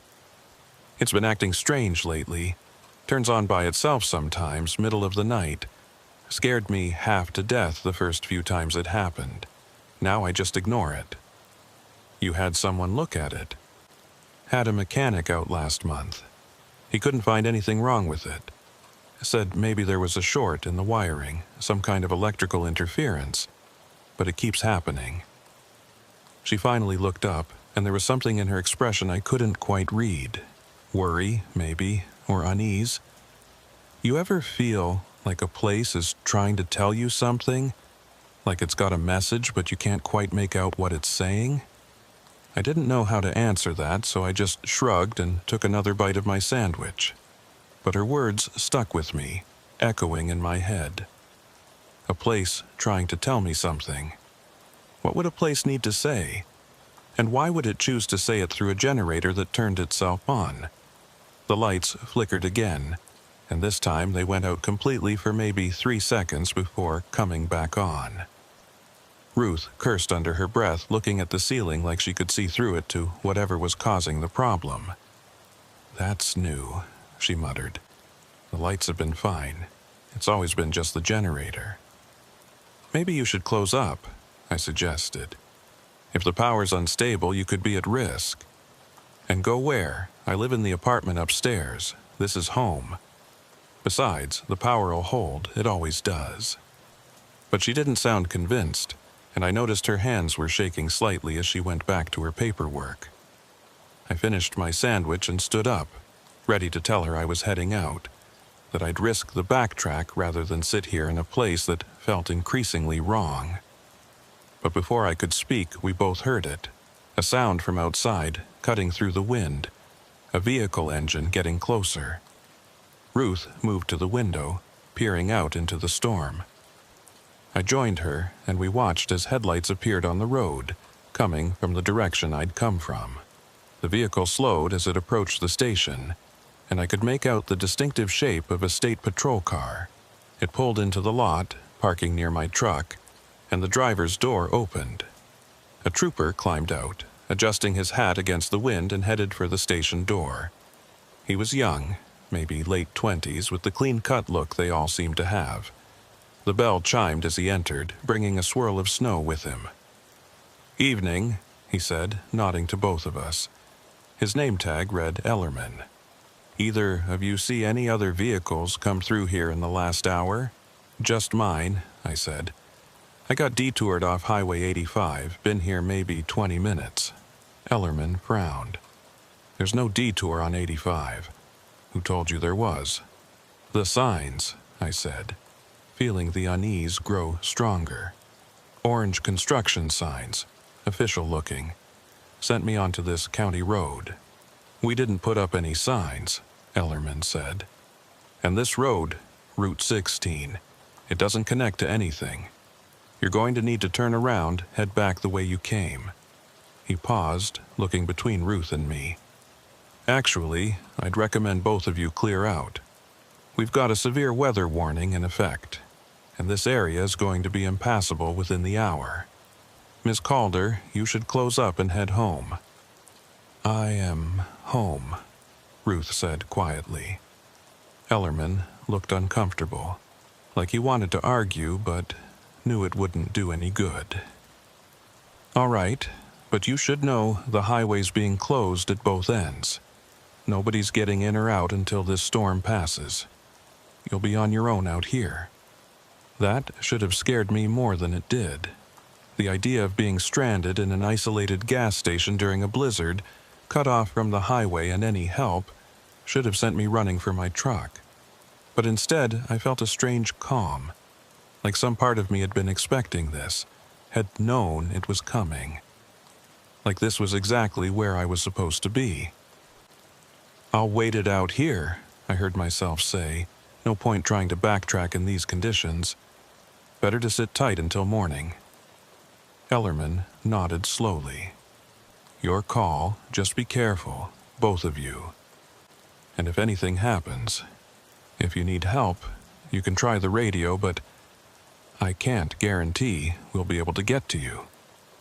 He handed Ruth a card with a phone number. "Emergency line. Use it if you have to." He left then, the bell chiming behind him, and we watched through the window as he climbed back into his patrol car. But instead of pulling out, he just sat there, engine running, lights on, but not moving. Just sitting in the parking lot like he was waiting for something. "What's he doing?" Ruth asked. "I don't know," I said. But I had a feeling, a growing certainty that Trooper Ellerman wasn't going anywhere. That he'd sit out there all night if he had to, watching the station, watching us, making sure we didn't leave or that nothing got in. Guard dog or sentinel, I couldn't tell which. The generator in the corner suddenly roared to life, the pull cord retracting on its own, the engine catching and running smooth despite nobody touching it. Ruth jumped, her hand going to her chest, and I felt my heart rate spike. We both stared at the generator as it ran for maybe 15 seconds, then sputtered and died, leaving the room in the humming silence of the overhead lights. "It's trying to tell us something," Ruth whispered, and this time I couldn't disagree. Outside, through the window, I could see Trooper Ellerman's patrol car. The lights were still on, still pulsing that slow rhythmic pattern, but I couldn't see anyone inside. The driver's seat looked empty, the windshield dark despite the interior lights that should have been glowing. And even though I knew he'd just gotten in the car 2 minutes ago, even though I'd watched him climb inside and close the door, I couldn't shake the feeling that the patrol car had been empty for much longer than that. The wind died suddenly, and in the silence that followed I heard something else. A soft tapping sound, regular and persistent, coming from the roof of the building. Like fingers drumming on metal, or footsteps, or something trying to find a way in. Ruth heard it too. I could see it in the way she went rigid, the way her eyes tracked the sound as it moved across the ceiling. "What is that?" she asked, her voice barely above a whisper.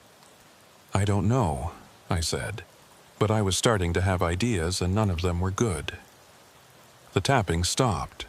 The wind started up again, and outside in the parking lot the empty patrol car continued its vigil, lights flashing into the storm, warning or beacon or trap, I couldn't tell which.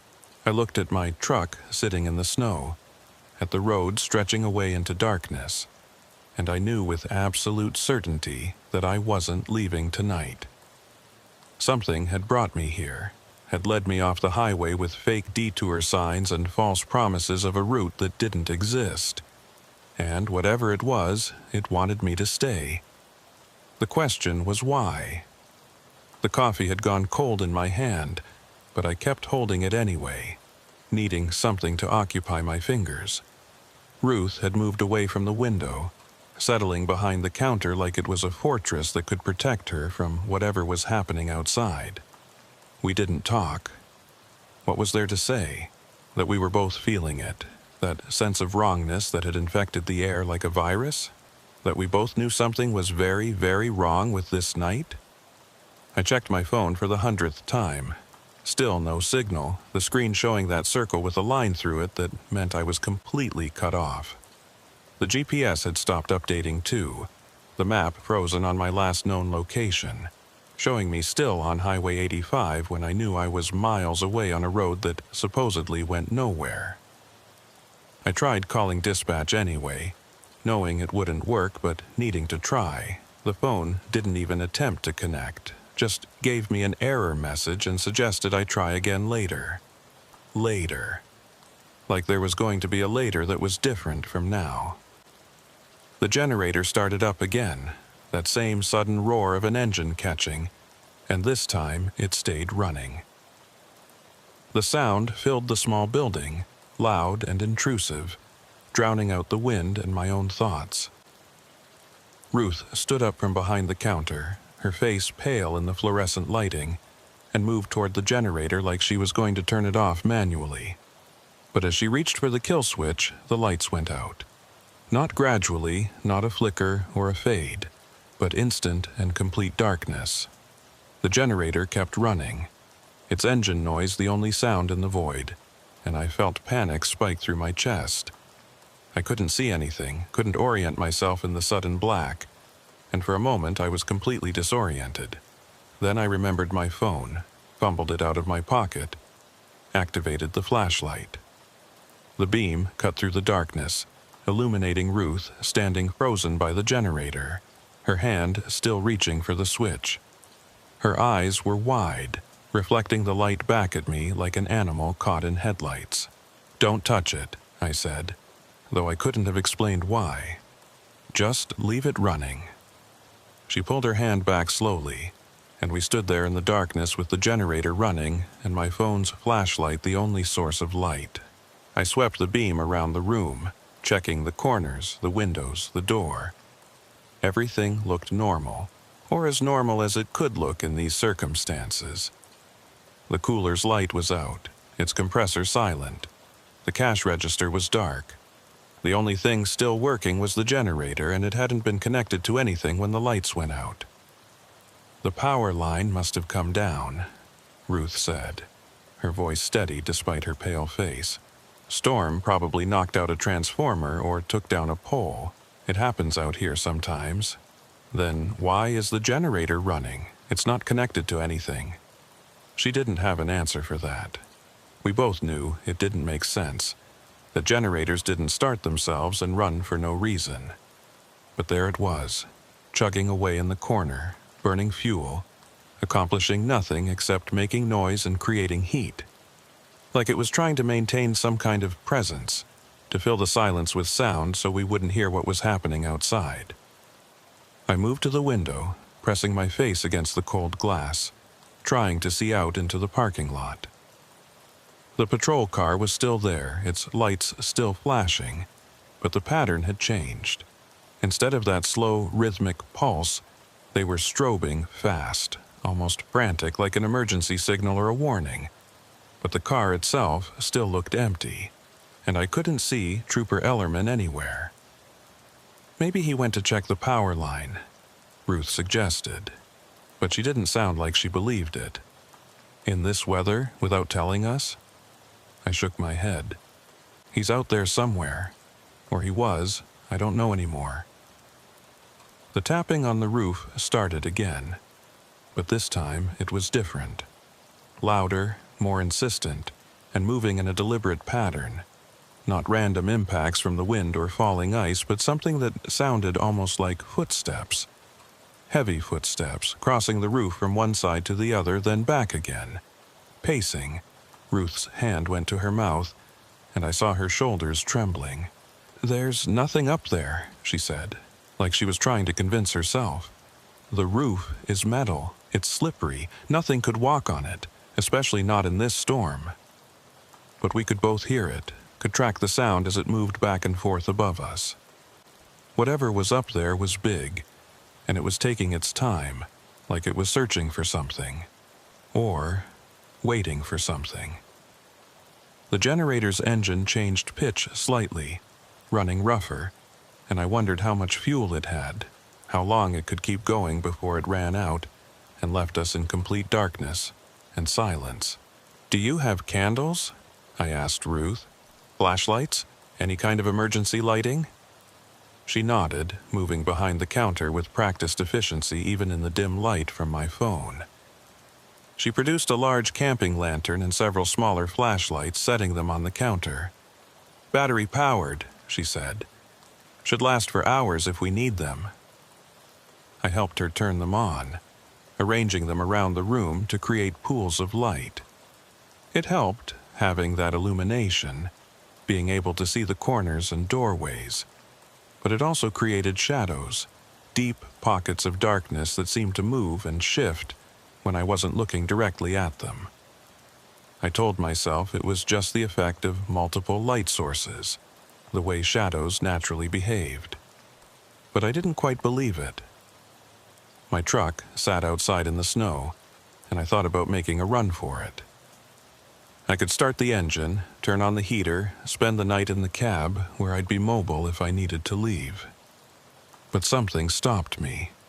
The idea of opening that door, of stepping out into the storm with whatever was on the roof and whatever had happened to Trooper Ellerman, filled me with a dread so intense it made my hands shake. I was safer here, inside, with Ruth and the generator and the lights we'd managed to create. Or at least, that's what I told myself. "Tell me about this place," I said to Ruth, needing conversation, needing to hear a human voice that wasn't my own. "You said you've been here 30 years?" She nodded, settling into one of the plastic chairs, her hands wrapped around a styrofoam cup of coffee she'd poured before the lights went out. 31 this spring. My husband Tom and I bought it from the previous owner, an old guy named Henderson who'd run it since the 50s. He was ready to retire, wanted to move somewhere warm, and we were looking for a change from city life. Seemed like a good fit. And it's been normal all that time? She was quiet for a moment, her eyes distant. Define normal. We've had quiet nights, sure, lots of them. Sometimes we'd go days without seeing another person, but there were always strange little things.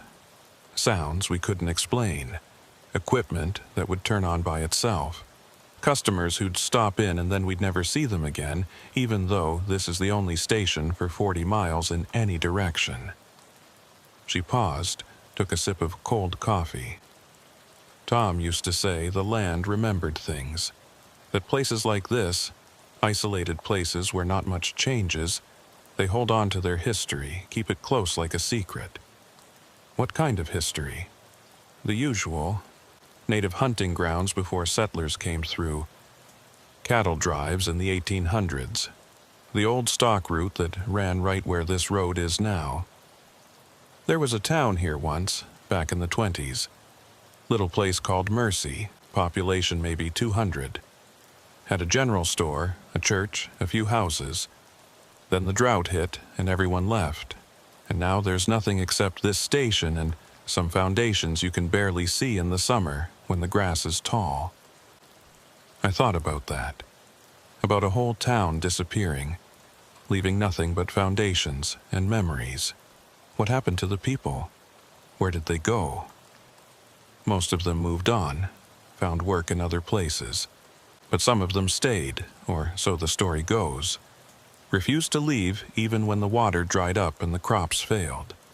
Tom found some old records at the county office once. Death certificates from 1934. 6 people died that winter, all in the same week. Hypothermia, starvation. One woman who just stopped eating according to the doctor's notes. She set down her coffee cup, her hands shaking slightly. They're buried out there somewhere, in ground too frozen to dig deep. Tom always said you could feel them on nights like this, watching, waiting. The wind hit the building hard, rattling the windows, and I heard something else underneath it. A low, moaning sound, like wind through a canyon or voices calling from a great distance. I tried to tell myself it was just the storm, just air moving past the building at odd angles, but it sounded too much like words, like someone trying to communicate through static. The generator coughed, sputtered, and died. The silence that followed was absolute, so complete it felt like a physical presence. I could hear my own heartbeat, could hear Ruth's breathing, could hear the creak and groan of the building settling. And underneath all of that, so faint I might have imagined it, I heard footsteps. Not on the roof this time. Outside, in the snow. Moving around the building in a slow circuit. "Do you hear that?" Ruth whispered. "Yeah," I said, though I wished I didn't. We sat there in the flickering light of the battery-powered lanterns, listening to those footsteps circle the building once, twice, 3 times. They never stopped, never paused, just kept that steady rhythm like someone on patrol. Or like someone searching for a way in. I found myself counting the steps, trying to figure out how many there were, how big the person making them must be. But the numbers never quite added up. The pattern never quite resolved into something that made sense. My phone buzzed in my pocket, making me jump. I pulled it out, saw I had a text message, which shouldn't have been possible with no signal. The message was from a number I didn't recognize, just a string of digits that looked random. The content was a single sentence, "Don't go outside." I showed it to Ruth, my hand shaking. She read it, her face going even paler if that was possible. "Who sent that?" "I don't know. I don't have signal. This shouldn't even be possible." She looked at her own phone, an older model that she pulled from her pocket. Her screen showed the same lack of signal. But as we watched, a message appeared there too. Same unknown number, same message. "Don't go outside. This isn't real," she said, but her voice lacked conviction. "Someone's playing a prank. Some kids with radio equipment," or the footsteps stopped.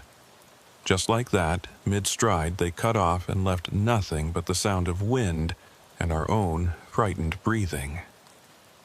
I moved to the window again, looking out at the parking lot, and felt my stomach drop.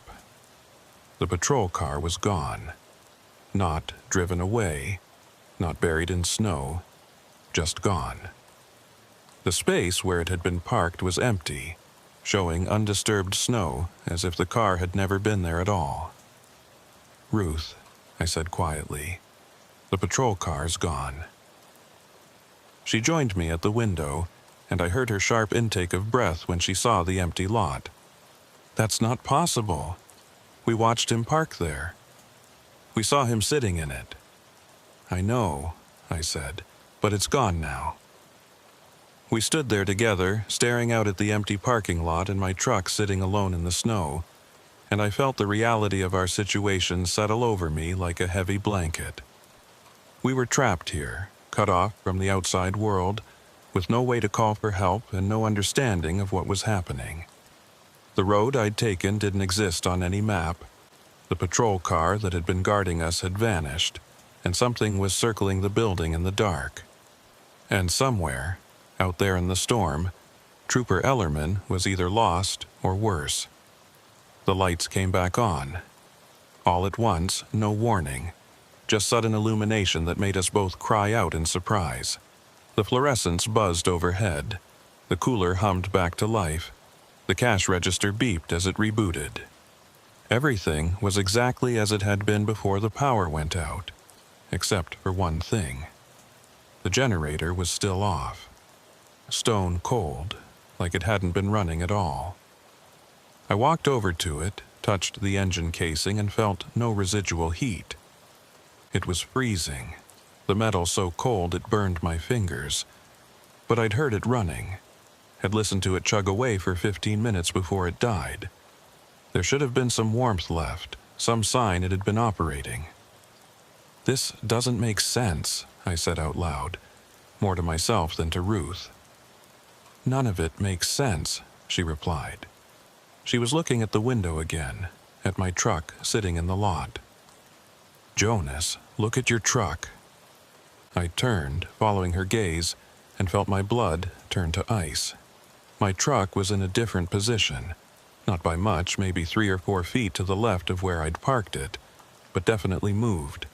And in the snow around it, I could see shapes, not tire tracks or footprints, but impressions, like something had been pressing against the sides of the trailer, testing it, looking for a way in. "I need to check my load," I said, moving toward the door before I could think better of it. "If something's tampered with it, if the seal is broken, I could lose the whole shipment." Ruth grabbed my arm, her grip surprisingly strong. "Did you not see the message? Don't go outside. Whatever's out there, whatever made those marks, it's still close. I have to check. That's 42,000 pounds of equipment, worth more than I make in a year. If it's damaged, if I can't deliver it, I'm liable." I pulled free of her grip, gently but firmly. "I'll be quick. 2 minutes to check the seal, then I'm back inside." "Jonas, please." But I was already opening the door, already stepping out into the cold that hit me like a fist. The wind had died down, leaving the air still and frozen, and the snow had stopped falling. The silence was unnatural, oppressive, like the world was holding its breath. I could see my breath frosting in front of me, could feel the cold working its way through my jacket in seconds. I jogged to my truck, my boots crunching in the snow, and moved along the passenger side toward the trailer. The impressions Ruth had seen were still visible. Dark shapes pressed into the snow against the trailer's side. They looked like handprints, dozens of them, but wrong, too large, too many fingers, arranged in patterns that hurt to look at. I forced my eyes away from them, focused on the trailer doors. The seal was intact. The little plastic tag with its unique number still hung from the lock, unbroken, exactly as it should be. Relief washed over me. Whatever had been testing the trailer, it hadn't gotten inside. The load was secure. I could still make my delivery, assuming I ever got out of here. That's when I felt it. A touch on my shoulder, light and cold, like someone had pressed their hand against my jacket. I spun around, heart hammering, but there was nothing there. Just empty parking lot and falling snow that I was certain had stopped a moment ago, but was now coming down thick and heavy again. Another touch, this time on the back of my neck. I whirled again, and this time I saw something. A shape in the snow, barely visible, like a distortion in the air. human-sized but not human-shaped, moving closer with each second. I backed away, bumping into the trailer, and heard a sound that made my skin crawl. Breathing, slow and deliberate, right next to my ear, but still nothing visible. I ran, didn't think, didn't plan, just bolted for the station door 20 yards away. Behind me, I heard footsteps in the snow matching my pace, staying close. I could feel its presence, could sense it reaching for me. And I knew if it touched me again, if it made solid contact, something very bad would happen. Ruth had the door open, was screaming at me to hurry, and I dove through the opening just as something brushed against my back. The door slammed shut behind me, Ruth throwing her weight against it, and we heard a thump as whatever had been chasing me hit the other side. Then silence. I lay on the floor, gasping, my heart racing so fast I thought it might burst. Ruth was shaking, her back still pressed against the door, her eyes wide with terror. "What was that?" she asked. "What did you see?" "I don't know," I managed between breaths. "Something. Almost nothing. It was barely there, like it was trying to become visible but couldn't quite manage it." "Did it touch you?" I thought about that light pressure on my shoulder, on my neck. The way it had felt cold but also electric, like a static shock that went on too long. "Twice," I said. "But it didn't get a solid grip. I got away before it could." She looked at my jacket, at my neck, and I saw her face go even paler. "Jonas, your coat." I looked down and saw what she was seeing. Where the thing had touched me, the fabric of my jacket had changed. It was covered in frost, ice crystals spreading out from two distinct handprint shapes, growing even as I watched. The frost was getting thicker, harder, spreading down my sleeve and across my back. I ripped the jacket off, threw it across the room, and watched as the frost continued to grow, covering the entire garment in a matter of seconds until it was rigid and frozen solid. "What the hell is happening?" I asked, though I didn't expect an answer. Ruth was looking at the window, at something outside, and when she spoke, her voice was flat and distant. "They're here," she said. "All of them. Everyone who stayed when Mercy died. They've been out there all along, waiting, and now they want in." I moved to the window to see what she was seeing, and immediately wished I hadn't. The parking lot wasn't empty anymore. It was full of shapes, dozens of them, barely visible in the falling snow. Human-shaped, but wrong, moving with an unnatural stillness, all facing the station, all watching us. And in the middle of them all, standing next to my truck, I saw Trooper Ellerman, or what used to be Trooper Ellerman. He was covered in that same frost I'd seen on my jacket, ice growing on his uniform. His face frozen in an expression of shock and horror. He was looking right at me, and his mouth was moving, forming words I couldn't hear through the glass. Ruth grabbed my arm, pulled me away from the window. "Don't look at them, don't make eye contact." Tom told me that once, back when he was still alive. On nights when he felt them watching, he'd close all the curtains and refuse to look outside.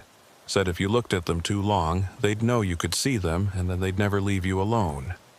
"I think it's a little late for that," I said, but I let her pull me away from the window anyway. The building shook. Not from wind, but from impact, like something large had thrown itself against the wall. Then another impact, and another coming from different directions. The shapes outside were testing the structure, looking for weak points, trying to find a way in. And judging by the way the walls were creaking, by the way the windows were rattling in their frames, they were going to succeed. "The generator," Ruth said suddenly. "When it runs, they can't get in. I don't know why, but whenever it starts on its own, that's when they're closest, like it's keeping them out somehow." "Then start it," I said, moving toward the machine. "Get it running now before they break through." She joined me, and together we grabbed the pull cord. It wouldn't budge.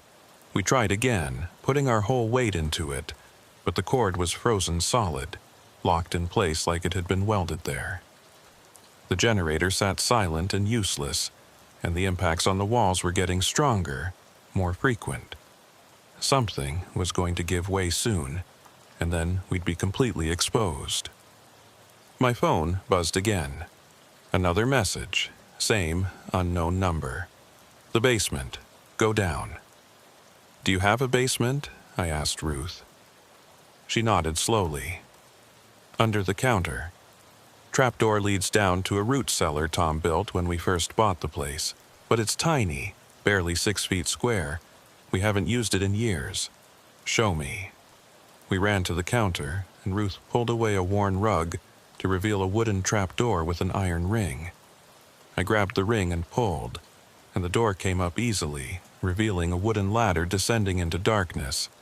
The smell that came up was old and musty, earth and cold and something else I couldn't identify. But it was shelter, and right now that was all that mattered. Go, I said to Ruth. I'll follow you down. She hesitated, looking at the trapdoor like it was a grave she was being asked to climb into. But another impact hit the wall, this one hard enough to crack one of the windows, and that decided her. She climbed down the ladder, and I followed, pulling the trapdoor closed above us just as I heard the front door of the station splinter and break.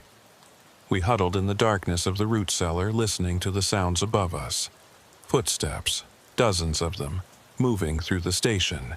The crash of shelving being knocked over, the shatter of glass, the metallic screech of the cooler door being torn from its hinges. They were destroying everything, searching, hunting for us. And then, right above our hiding spot, the footsteps stopped. I held my breath, felt Ruth do the same beside me. We waited in perfect silence, knowing that whoever or whatever was up there could hear us if we made even the slightest sound. The trapdoor creaked, just a little, like someone was testing its weight, seeing if it would hold. Ruth's hand found mine in the darkness, gripped it tight enough to hurt. The trapdoor creaked again, and I saw a thin line of light appear around its edges as it began to lift. Then the generator started. I heard it clearly, even from down here, that sudden roar of an engine catching, and the footsteps above us scattered, retreating, fleeing the sound. The trapdoor settled back into place, and the sounds of destruction stopped. We waited in the dark, holding hands, listening to the generator run somewhere above us. And for the first time in hours, I felt something that might have been hope. Maybe we'd survive this night after all. We stayed in the basement for what felt like hours, but was probably closer to 30 minutes. The generator kept running, its steady engine noise filtering down through the floorboards above us, and gradually the sounds of movement in the station ceased. Either the things outside had left, or they were waiting, patient and silent, for the generator to stop running again. Ruth still held my hand, and I could feel her trembling. My flashlight app was still on, providing just enough light to see the cramped space we'd taken refuge in. The root cellar was exactly as she'd described, 6 feet square, maybe 7 feet deep, with earthen walls and a dirt floor.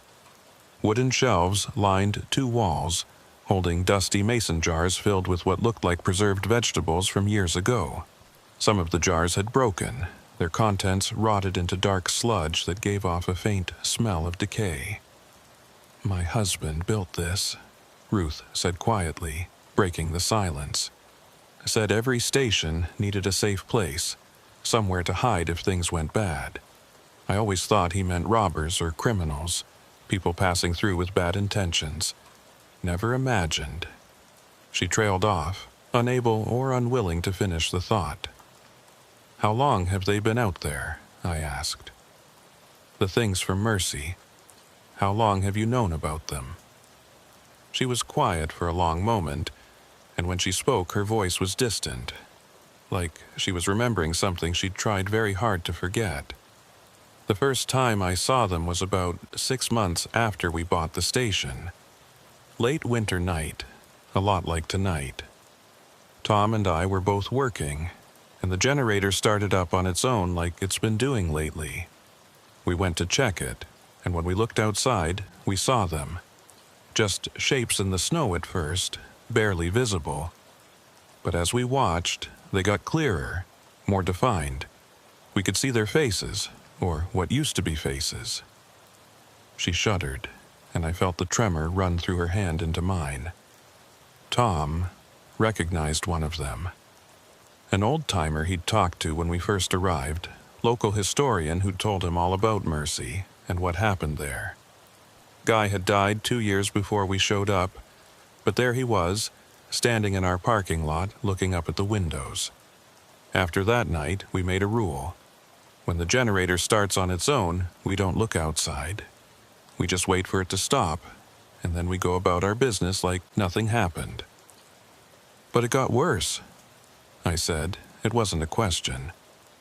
Yeah, over the years they started appearing more frequently. The generator would run almost every night by the end, and they'd get closer to the building, pressing against the walls, testing the windows. Tom said they were getting stronger, that something about this place was feeding them, giving them more presence. He wanted to leave, to sell the station and move on, but who'd buy it? Who'd want a place that's haunted by people who died 90 years ago? A sound from above made us both freeze. Footsteps again, but different this time. Heavier, more deliberate. Human footsteps. Someone walking across the floor with purpose, heading toward the counter where the trapdoor was hidden. Ruth's grip on my hand tightened to the point of pain. "Ruth," a male voice called out. "Ruth, are you down there? It's me. It's Troy Ellerman. The station's clear now. It's safe to come up." We didn't move, didn't respond. Because I'd seen Trooper Ellerman outside, covered in frost, his face frozen in that horrible expression.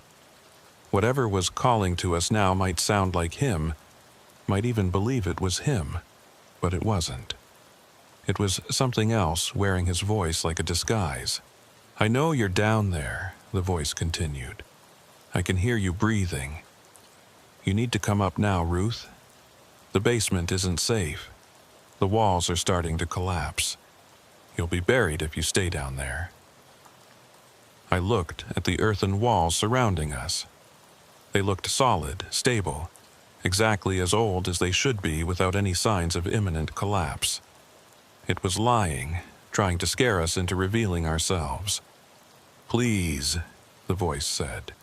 And now it had taken on a pleading quality that might have been convincing if I hadn't known better. "I'm hurt. I need help. Don't leave me up here alone with them." Ruth pulled her hand free from mine and covered her mouth like she was trying to hold back a sob or a scream. I understood the impulse. There was something deeply wrong about hearing a familiar voice twisted into something alien, something that wanted to trick us into exposing ourselves to whatever fate had befallen the real Trooper Ellerman. The footsteps moved away from the trapdoor, crossing the floor toward the door. We heard it open, heard the wind rush in, and then silence. Either the thing had left, or it was trying to make us think it had left. I wasn't sure which was worse. "We can't stay down here forever," I whispered to Ruth. "Eventually, the generator will run out of fuel, and then what? We're trapped down here with no escape route and no way to defend ourselves." "I know," she whispered back, "but I don't know what else to do.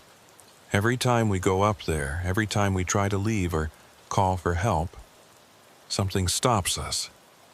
It's like we're caught in a trap that we can't even see, and the more we struggle, the tighter it gets." My phone buzzed, making us both jump in the confined space. I pulled it out, saw another message from that unknown number. "The generator will run for 16 more minutes. When it stops, they will come for you. There is a way out, but you must move now." I showed the message to Ruth. She read it, her expression cycling through confusion, fear, and finally something that might have been desperate hope. "Who's sending these?" she asked. "Who even knows we're down here?" "I don't know, but they've been right so far. Don't go outside, go to the basement." Both of those messages kept us alive. Maybe we should listen to this one too. What way out? There's only one exit from this cellar, and it leads right back into the station where those things are waiting. I pointed my flashlight around the cellar, examining the walls more carefully. The earthen sides were packed hard from decades of compression, but in one corner, behind a set of old wooden shelves, I thought I saw something. A darker patch, like the earth was disturbed there. I moved closer, pushing the shelves aside with a screech of wood on wood that made us both wince. Behind the shelves was a wooden door, old and weathered, set into the earthen wall. It looked like it had been there for a very long time, maybe since before the station was built. Certainly before Ruth and her husband had bought the place. I tried the handle, felt it turn, and pushed. The door opened inward, revealing a tunnel that extended beyond the reach of my flashlight. "Did you know this was here?" I asked Ruth. She shook her head, her eyes wide. "Tom never mentioned it. He built this cellar himself, or I thought he did. But that tunnel, it looks older, much older." We stood there looking at the dark opening, knowing we had maybe 15 minutes before the generator stopped, and whatever protection it offered disappeared. Behind us, above us, the things from Mercy waited. Ahead of us, in the tunnel, who knew what waited? Neither option was good, but at least the tunnel offered the possibility of escape. "We have to try," I said. Ruth nodded slowly. "You go first. I'll follow." I climbed into the tunnel, having to crouch immediately as the ceiling was low, barely 4 feet high. The walls were earthen, but reinforced with old timber beams that looked like they might have been part of the original town. The air smelled of damp earth and something else, something organic and old. I moved forward carefully, testing each step, with Ruth close behind me. The tunnel extended for maybe 30 yards, sloping gradually upward, before opening into a larger chamber. I straightened up, sweeping my flashlight around, and felt my breath catch. We were in what looked like an old cellar, much larger than the one we'd left. Stone walls, a ceiling of wooden beams, and in one corner, a staircase leading up to a wooden door. "This is under one of the old buildings," Ruth said, her voice echoing slightly in the space. "One of the houses from Mercy. We're under the town." "Can we get out?" I asked, moving toward the staircase. "I don't know. The buildings are all gone, collapsed years ago, but maybe." She followed me up the stairs, and together we pushed on the door at the top. It resisted at first, then gave way with a groan, opening upward and out. We climbed out into the storm, into the ruins of Mercy. The snow had stopped again, leaving the air clear and bitterly cold, and in the moonlight that had broken through the clouds I could see the remains of the town. Foundations of houses, the skeletal frame of what might have been a church, the outline of streets buried under decades of dirt and snow. It was all here, all of it, just invisible from the road, hidden, and standing among the ruins arranged in precise rows like they were attending some kind of ceremony, were the shapes.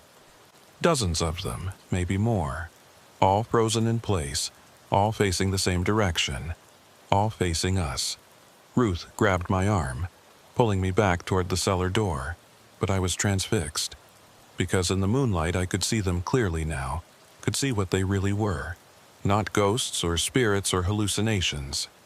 They were people, or they had been people, once. Now they were something else, something caught between states, their bodies preserved in ice and snow, their faces locked in expressions of hunger and cold and desperate need, and they were all so incredibly sad. "We need to go back," Ruth was saying, her voice rising with panic. "We need to get back to the station before the generator stops. Jonas, please, we need to go now." But I couldn't move, because I'd recognized one of the faces, my own. Standing in the second row, fourth from the left, was a version of me. Same jacket I'd been wearing, same face, same everything. Except this version was frozen, covered in frost, eyes empty of everything except that terrible sadness. "That's not possible," I whispered. "That's not me. I'm right here. I'm alive." "You're seeing things," Ruth said, pulling harder on my arm. "The cold, the stress, it's making you see things that aren't real. Please, Jonas, we have to go." I let her pull me back toward the cellar door, but I couldn't take my eyes off that frozen figure. It looked exactly like me. Exactly.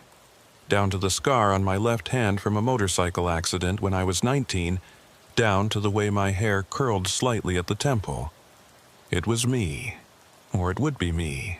Or it had been me in some version of events that had already happened, or was about to happen, or was happening right now in some parallel track of time I didn't understand. We climbed back down into the cellar and ran through the tunnel, not caring anymore about being quiet or careful. The generator was still running when we reached the root cellar, but the sound was different now. Rougher, sputtering, like it was running on fumes. We had maybe a minute, maybe less, before it died. Ruth climbed the ladder first, pushing the trapdoor open and pulling herself up into the station. I followed, emerging into a scene of destruction. The shelves were knocked over, merchandise scattered everywhere, windows cracked or broken. But the station was empty of the shapes. Whatever the generator was doing, it was keeping them at bay. I ran to the front windows and looked out at the parking lot. My truck was still there, still in that position it had been moved to, and arranged around it, in perfect rows just like they'd been in the ruins of Mercy, were the shapes. All of them. Waiting. The generator coughed, sputtered, and died. The sudden silence was deafening, and in that silence I heard a sound that made my blood run cold. Footsteps. Not on the roof this time, not outside. Inside the station, coming from the back room, moving toward us with slow deliberation. "Get to your truck," Ruth said, her voice steady despite the fear in her eyes. "Start it, leave, don't look back. What about you? This is my place, has been for 30 years. I'm not leaving it, not for them, not for anything." She moved behind the counter, reaching under it, pulling out an old shotgun. "Go, before they get here. I can't just leave you." "Yes, you can, and you will. Whatever's happening here, whatever they want, it's got nothing to do with you. You're just passing through. So pass through and don't come back." The footsteps were getting closer. Multiple sets now, coming from different directions. They'd been in the building the whole time, I realized. Waiting in the back room, in the bathroom, in the storage closet. Waiting for the generator to stop so they could emerge. I ran for the door, threw it open, and sprinted for my truck. The shapes in the parking lot didn't move, didn't react, just stood there watching as I fumbled with the door handle and climbed into the cab. My hands shook as I turned the key, praying the engine would start, praying I hadn't been down in that cellar long enough for the cold to kill the battery. The engine turned over, caught, roared to life. I'd never been so grateful for the sound of a diesel engine in my entire life. I threw it in gear, ready to back out and get the hell away from this place, when I looked at the station one more time. Ruth was standing in the doorway, the shotgun in her hands, facing into the interior of the station. She looked small and alone and defiant, and I knew I couldn't leave her there. Couldn't drive away and leave her to whatever fate awaited her. I was reaching for the door handle, ready to run back and drag her to the truck by force if necessary, when she turned and looked at me. Even from this distance, even in the poor light, I could see her expression. She was smiling, sad, resigned, but smiling, and she mouthed 2 words, "Go now." Then she raised the shotgun and fired into the darkness behind her. The shapes in the parking lot surged forward, moving as one, flowing toward the station like water finding the path of least resistance. I had maybe 5 seconds before they cut off my escape route. I backed out, tires spinning in the snow, and got the truck pointed toward the road. The last thing I saw as I pulled away was Ruth, still standing in that doorway, still firing, holding them back for just a few more precious seconds, buying me time to escape. I drove, fast as I dared on the snow-covered road, fighting the truck's tendency to fishtail, keeping my eyes on the white lines when I could see them. Behind me, in the rearview mirror, I saw the station's lights go out one by one. And then there was only darkness, and I was alone on a road that shouldn't exist, heading toward a highway I wasn't sure I'd ever find. I drove for an hour straight, maybe more, not slowing down, not stopping, just putting distance between myself and that station. The county road stretched on endlessly, exactly as Ruth had said it would, running parallel to Highway 85 but never reconnecting. No intersections, no side roads, no signs of civilization. Just empty white expanse on both sides and the road ahead disappearing into darkness. The fuel gauge dropped steadily. I was down to a quarter tank when I finally saw something ahead. Not the highway, not a town, but another set of lights. Orange construction barriers, the same kind I'd seen hours ago when this nightmare started. And beyond them, I could see the familiar sight of Highway 85, the real highway, with its proper lane markings and shoulder reflectors and everything that marked it as part of the normal world. I slowed down, approaching the barriers cautiously. They were arranged across the road in a line, blocking the way forward, with a gap on the right side just wide enough for a vehicle to slip through. Like someone had deliberately left an opening for me. I guided the truck through it, felt the tires transition from the rough county road to the smooth asphalt of the highway, and almost wept with relief. I was back on the map, back in reality, back in a world that made sense. I pulled over onto the shoulder and sat there for a moment, engine idling, trying to process what had just happened, trying to convince myself it had been real and not some hallucination brought on by exhaustion and stress. My jacket was still back at the station, the one that had frozen solid when that thing touched me. I had no physical evidence of what I'd been through except my own memories and the time I'd lost. According to my phone, which now showed full signal and a reconnection to the cell network, it was 4:30 in the morning. I'd been on that detour for almost 7 hours. I tried calling Ruth's station. The number was on a faded business card I'd picked up when I first stopped there, tucked into my pocket and forgotten until now. The phone rang and rang, then went to an automated message. The number you have dialed is no longer in service. Please check the number and try again. Not disconnected. Not out of service temporarily. No longer in service, like it had never existed at all. I pulled up GPS, tried to search for Calder's Gas and Repair. No results. Tried gas stations on Route 16, Wyoming. The map showed Route 16 as a thin gray line, marked as unmaintained, with no services or buildings indicated along its entire length. According to the database, there was nothing there. Had never been anything there. But I'd been there. I'd talked to Ruth, had drunk her coffee, had hidden in her basement and climbed through that tunnel and seen those terrible frozen shapes in the ruins of Mercy. It had been real. All of it, hadn't it? My phone rang, making me jump so hard I hit my head on the ceiling of the cab. The caller ID showed unknown number, the same designation as all those text messages I'd received. I answered it, brought the phone to my ear, and waited. Static greeted me, thick and heavy, the kind that makes you wonder if the line is even connected. Then, through the interference, I heard a voice. Ruth's voice, distant and distorted but unmistakably hers. "Jonas," she said, "can you hear me? Ruth, where are you? What happened after I left? I'm where I've always been, where I'll always be. The station's not just a place, Jonas, it's a moment. A piece of time that got stuck, that couldn't move forward or backward, and I'm stuck with it. That doesn't make sense. You can leave, you can just close up and walk away. No, I can't. Tom tried once, did I tell you that?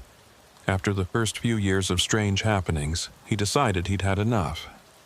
Packed a bag, got in his car, drove away.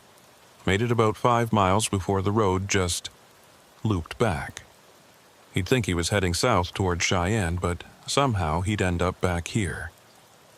Tried it 6 times in 1 week before he gave up. The station wouldn't let him leave. And then he died, and I realized I couldn't leave either. Not physically, maybe not ever. "I'm coming back," I said, already reaching for the gear shift. "I'm going to get you out of there. Find some way to break whatever's holding you. Don't, please, Jonas, you made it out. You're free. That's more than most people who find this place can say. Don't throw that away trying to save someone who's already gone. You're not gone. You're right there on the phone. You're talking to me. I'm an echo," she said softly. "A recording that plays when someone needs to hear it." The real Ruth Calder died 2 years ago. Same heart attack that killed my husband. They found us in the station, both of us behind the counter. Both of us frozen solid even though it was July and the heater was running. The police report said carbon monoxide poisoning. Said the generator had been running in the building and the fumes built up, but that's not what really happened. I felt cold spreading through my chest. The same cold I'd felt when that thing touched me in the parking lot. Then what did happen? We stayed too long, gave too much of ourselves to this place, and eventually it claimed us completely. Now we're part of it. Tom and me and everyone else from Mercy who refused to leave when they should have. We're all still here, Jonas, waiting for travelers who take wrong turns, who follow detour signs that shouldn't exist, who stop at stations that aren't on any map. "Why?" I asked. "What's the point? Why trap people? Why any of this?" "Lonely places get hungry," Ruth said. "Empty places need to be filled. Route 16 used to be something, used to have a purpose. Now it's just a ghost road, and ghost roads need ghost travelers to keep existing. You were supposed to stay, Jonas, supposed to join us, but you got away, and that's—" She paused, and I thought I heard something like pride in her voice. "That's good. That's how it should be." "The message that told me about the tunnel," I said. "That was you?" "Me and others. The ones who still remember what it's like to be human, who still want people to escape even if we can't. We're not all monsters here, Jonas. Some of us are just trapped, and we do what we can to help." The static was getting worse, her voice breaking up into fragments. "Ruth, are you still there?" "Have to go." Her words barely audible now. "They're coming. The sun's almost up and they don't like the light. Ruth, drive safe, Jonas. Watch the weather. And if you ever see another detour sign on Highway 85... The static surged, drowning out her words completely. Then the line went dead, and I was alone again in my cab with the engine running and the dawn beginning to break on the eastern horizon. I sat there for a long time, watching the sky lighten, trying to decide if I believed what I'd just heard. Part of me wanted to dismiss it as impossible, as stress-induced hallucination or elaborate prank. But another part of me, the part that had seen those frozen shapes in the ruins and felt that cold touch in the parking lot, knew it was true. All of it. Ruth Calder was dead, had been dead for 2 years, and I'd spent an evening talking to her ghost, drinking coffee she'd poured from memory, hiding in a basement that might not exist anymore. The whole experience had been a message from something that existed in the spaces between normal reality, reaching out to catch travelers who strayed from the path.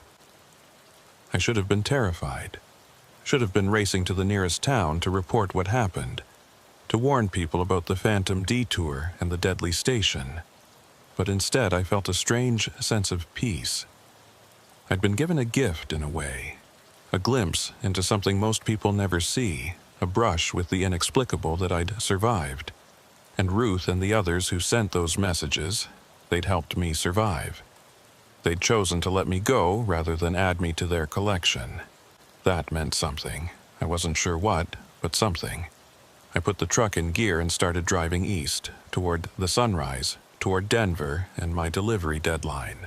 The highway was empty, the storm having kept most travelers off the road, and I made good time. By the time I reached Cheyenne 2 hours later, I'd almost convinced myself the whole thing had been a dream. Almost. But when I stopped to fuel up at a truck plaza on the outskirts of the city, when I went inside to pay and grab some coffee, I saw something that stopped me in my tracks. On the wall behind the counter, among the usual collection of old photographs and memorabilia that every truck stop seems to have, was a picture in a dusty frame. The photo showed a gas station from decades ago, with a couple standing in front of it smiling at the camera. The woman was younger in the photo, her hair darker, but I recognized her immediately. Ruth Calder. And the man next to her, arm around her shoulders, must have been Tom. They looked happy, optimistic, like people starting a new adventure together, like people who had no idea what the next 30 years would bring. Under the photo was a small brass plaque. Calder's Gas and Repair, Route 16, 1994, 2023. In memory of Ruth and Tom Calder, who served travelers for 29 years. I stood there staring at that photo for a long time, until the clerk asked if I was all right. I paid for my fuel and coffee, made some excuse about being tired, and went back to my truck. But I couldn't stop looking at that photograph in my mind. The way Ruth had smiled, the way Tom had his arm around her like he was protecting her from something. Had they known, even back then? Had they felt the strangeness of that place from the beginning, or had it crept up on them slowly over the years? As I climbed back into my cab, I noticed an older driver at the next pump, a man in his 60s with a weathered face and the cautious eyes of someone who'd spent too many years on dangerous roads. He was watching me, and when our eyes met, he nodded slightly and walked over. "You all right, son?" he asked. "You look like you've seen something you weren't meant to see." I almost brushed him off, almost told him I was fine, and drove away.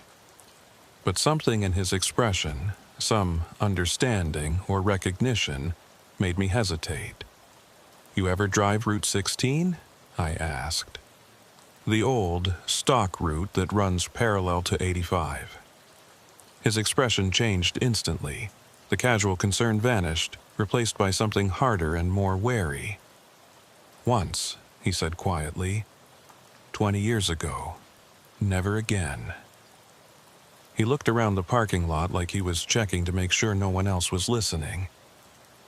"You stopped at the station, didn't you? Calder's place. How did you know?" "Because I did the same thing, different storm, different year, but the same detour signs, the same phantom exit. I spent 4 hours in that station with Ruth and Tom, and when I finally got back to the highway, I looked them up." He paused, his jaw working like he was chewing on something bitter. "They'd been dead for 3 years when I met them. Carbon monoxide," the report said. "But you and I both know that's not what killed them." A chill ran through me that had nothing to do with the winter morning. "What do you think it was?" "The road," he said simply. "That whole stretch is cursed, has been since Mercy died. The people who refused to leave, who stayed until the cold and hunger took them, they're still there in some form. And they pull in travelers, try to make them stay too. I think Ruth and Tom fought it for years, tried to help people escape like they helped you and me, but eventually the place claimed them anyway. Did you... I hesitated, not sure how to ask. Did you see yourself there? Among the frozen shapes?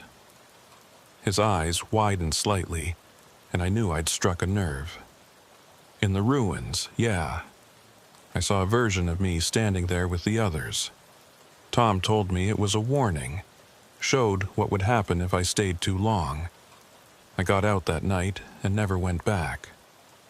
He looked at my truck, at the load I was carrying. You're headed to Denver. Yeah, delivery by noon. Then you better get moving. And when you're done, when you're heading back north, take a different route. Take 25 through Colorado, or go west to Utah and come up through Idaho. Don't go near 85 in Wyoming, don't even think about it. I wasn't planning to. Good, because here's what they don't tell you about that place. He leaned in closer, his voice dropping to barely above a whisper. It marks you. Once you've been there, once you've seen it and escaped, it knows you. And sometimes, on certain nights when the weather's bad and you're driving alone, you might see those orange detour signs again. Different road, different state, but the same signs, and if you follow them, he trailed off, shaking his head. Just don't. No matter how much you want to know what happened to Ruth, no matter how curious you get, don't ever go back.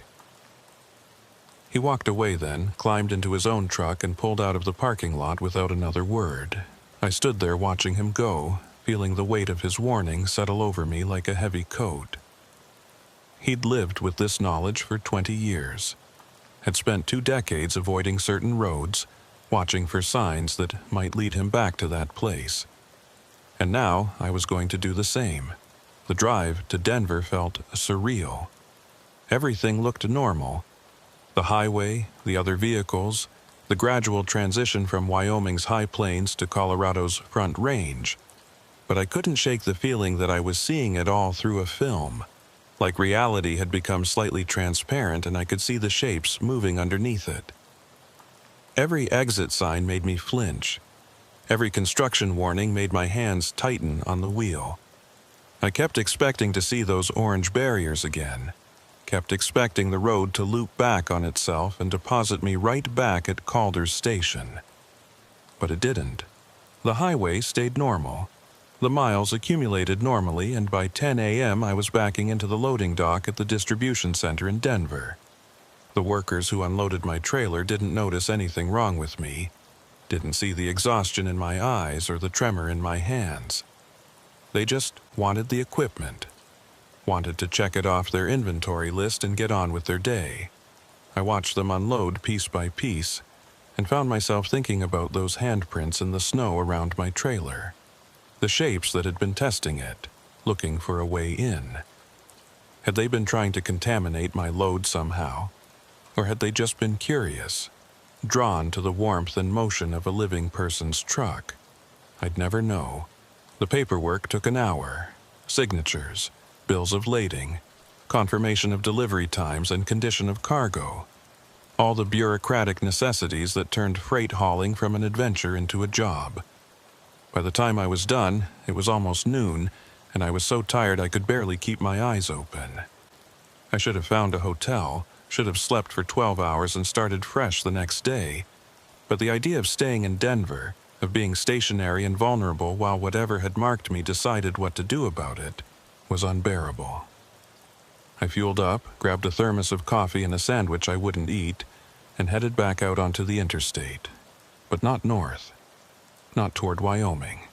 Instead, I went west on I-70, toward the mountains, planning to loop through Utah and come back to Bismarck from the other direction.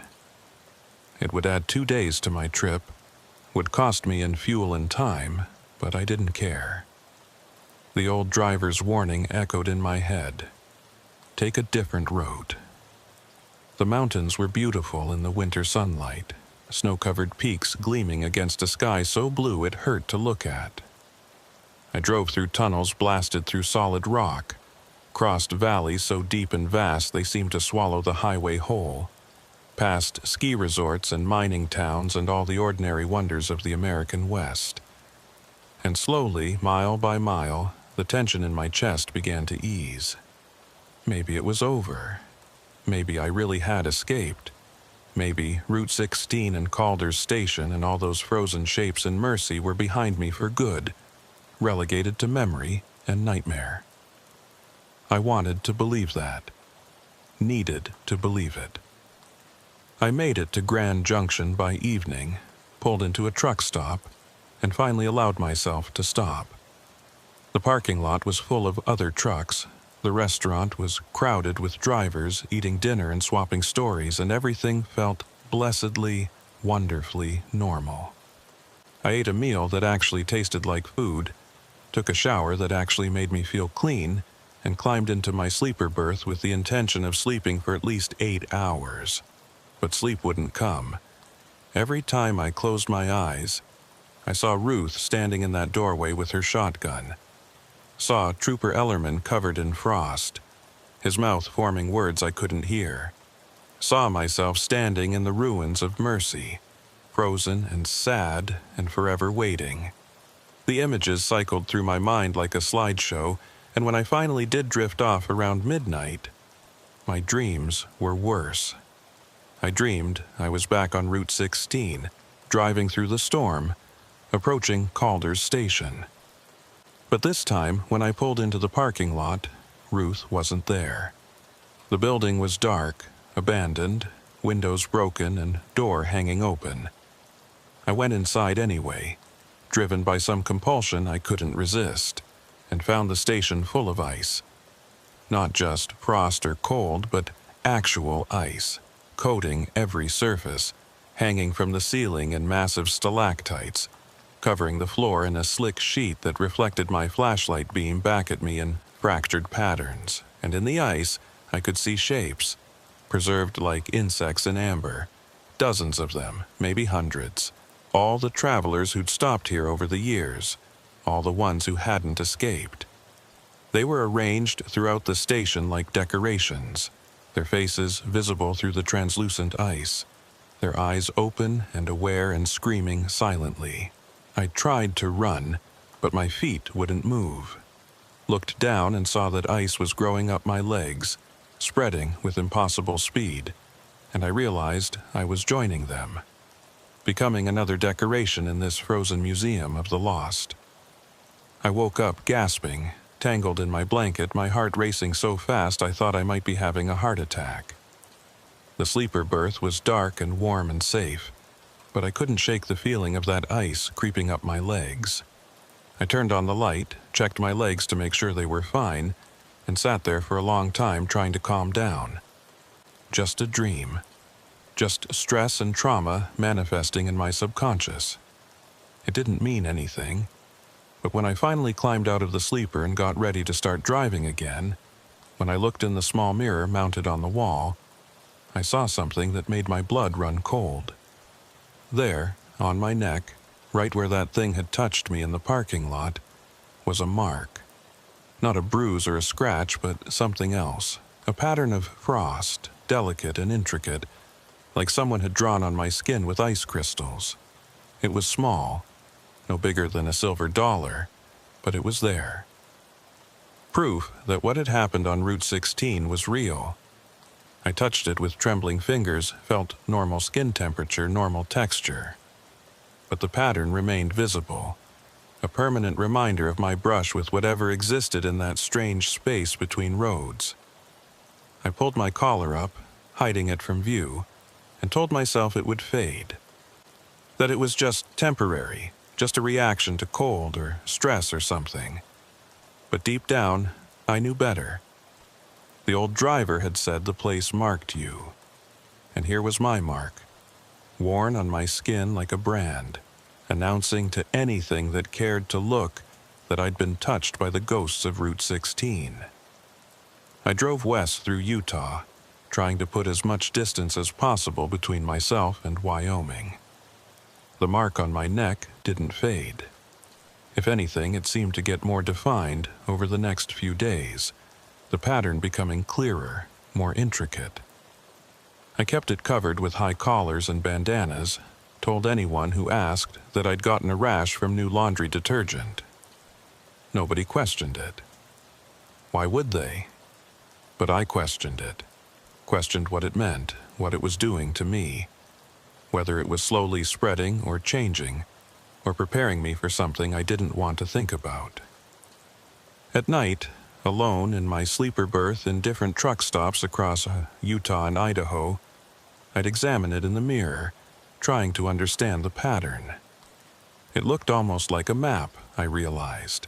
Lines and curves and intersections that might have been roads if you looked at them right. And one night, 3 days after leaving Denver, I got curious enough to trace the pattern onto a piece of paper. Then I compared it to a map of Wyoming. My hands started shaking when I saw the match.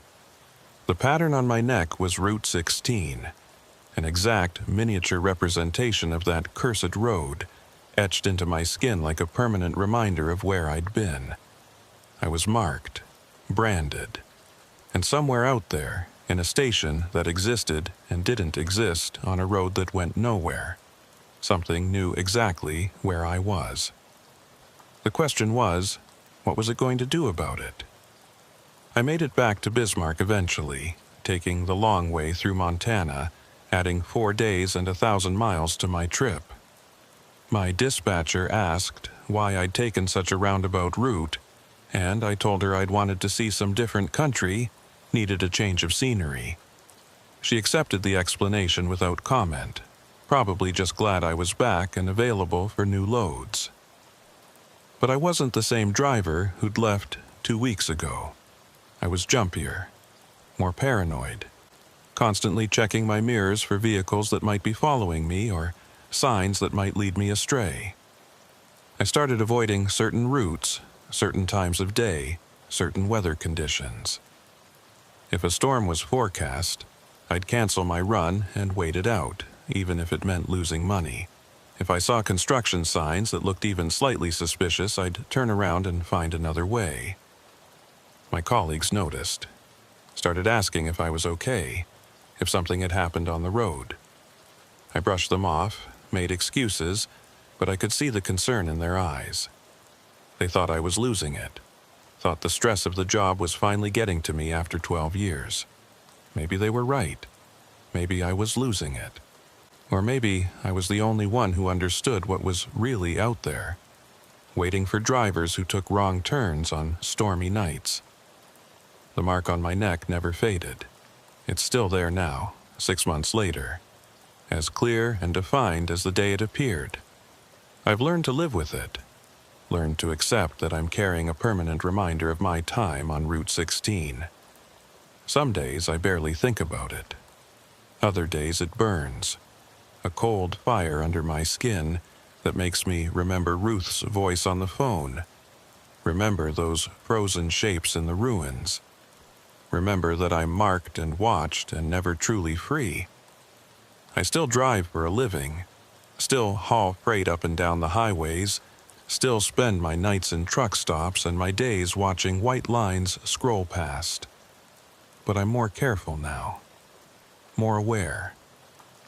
I pay attention to the signs I see, the routes I follow, the places I stop. And I always trust my instincts when something feels wrong. Because I learned something that night on Route 16, something I'll never forget. Not all roads lead home. Some of them lead nowhere, and some of them lead to places you can never truly leave, even when you think you've escaped. I think about Ruth sometimes, wonder if she's still there at that station that exists and doesn't exist, still pouring coffee for travelers who've taken a wrong turn, still trying to help people escape even though she can't escape herself. I like to think she is. I like to think she's not alone, that Tom is with her, that they're together in whatever strange twilight existence they've been consigned to. And sometimes, late at night when I'm driving through empty country, I'll see an orange construction sign marking a detour. My heart will skip a beat and my hands will tighten on the wheel, and I'll slow down, checking the GPS, checking the road ahead, making absolutely sure it's a real detour and not something else. So far, they've all been real. Just normal construction, normal traffic management, normal bureaucratic necessity. But I know that one day I might see another phantom detour, another set of signs that lead to a road that shouldn't exist. The old driver warned me it could happen, said the place marks you, and once you're marked, it can call you back. And when that happens, I'll have a choice to make. Do I follow the signs, knowing where they might lead? Do I risk another encounter with that space between spaces, that hungry place that feeds on lonely travelers? Or do I ignore the detour, stay on the main highway, pretend I never saw anything unusual? I'd like to think I'd be smart, that I'd keep driving and not look back. But I touch the mark on my neck sometimes, trace the lines of that miniature road map etched into my skin, and I wonder if maybe I'm already caught in a different kind of loop.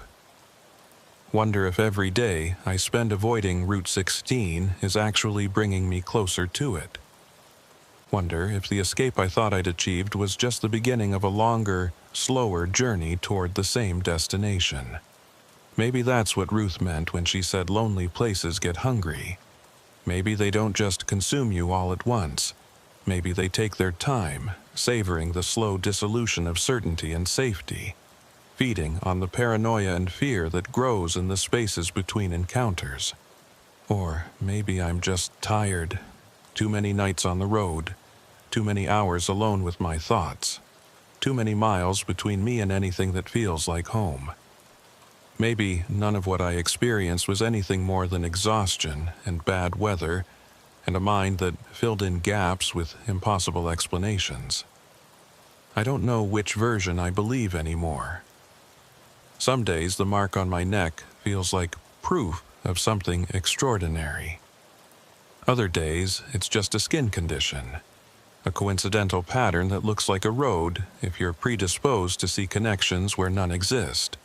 But I do know this: I haven't stopped watching for those orange signs, haven't stopped checking my GPS against the roads I see, haven't stopped listening to the CB for voices that sound just slightly wrong, for conversations that loop back on themselves, for warnings that come from nowhere and everywhere at once.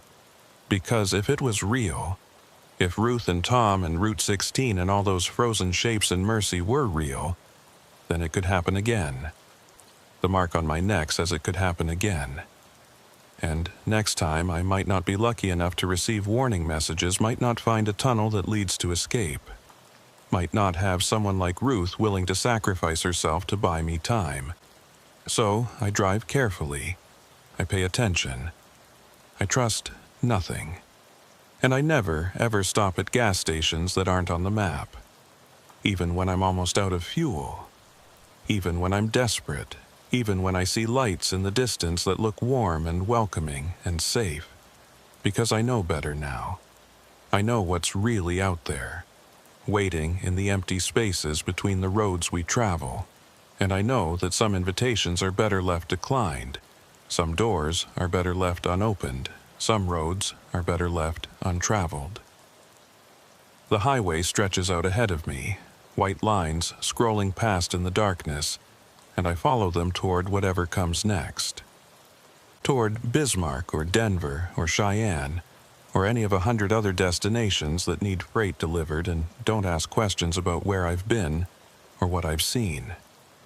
And if sometimes I see shapes in my mirror that shouldn't be there, if sometimes I hear voices on the CB that sound like Ruth Calder warning me about weather or wishing me safe travels, if sometimes I wake up in truck stop parking lots with frost on my windows in the middle of summer and a burning cold in the mark on my neck that tells me something is watching, something is waiting, something is slowly, patiently pulling me back toward Route 16, well, I just keep driving. What else can I do? The road is all I have left, and the road always, always goes on. Even when it leads in circles, even when it takes you places that don't exist on any map, even when you realize, too late, that escape was an illusion and the real journey is just beginning. I touch the mark on my neck, feel the cold fire burning there, and I wonder how much longer I have before it calls me back. Before I see those orange signs again, and this time, I follow them. Not because I want to, but because some part of me, the part that carries Route 16 etched into my very skin, has no choice. The place marked me, and marked things always find their way home, eventually.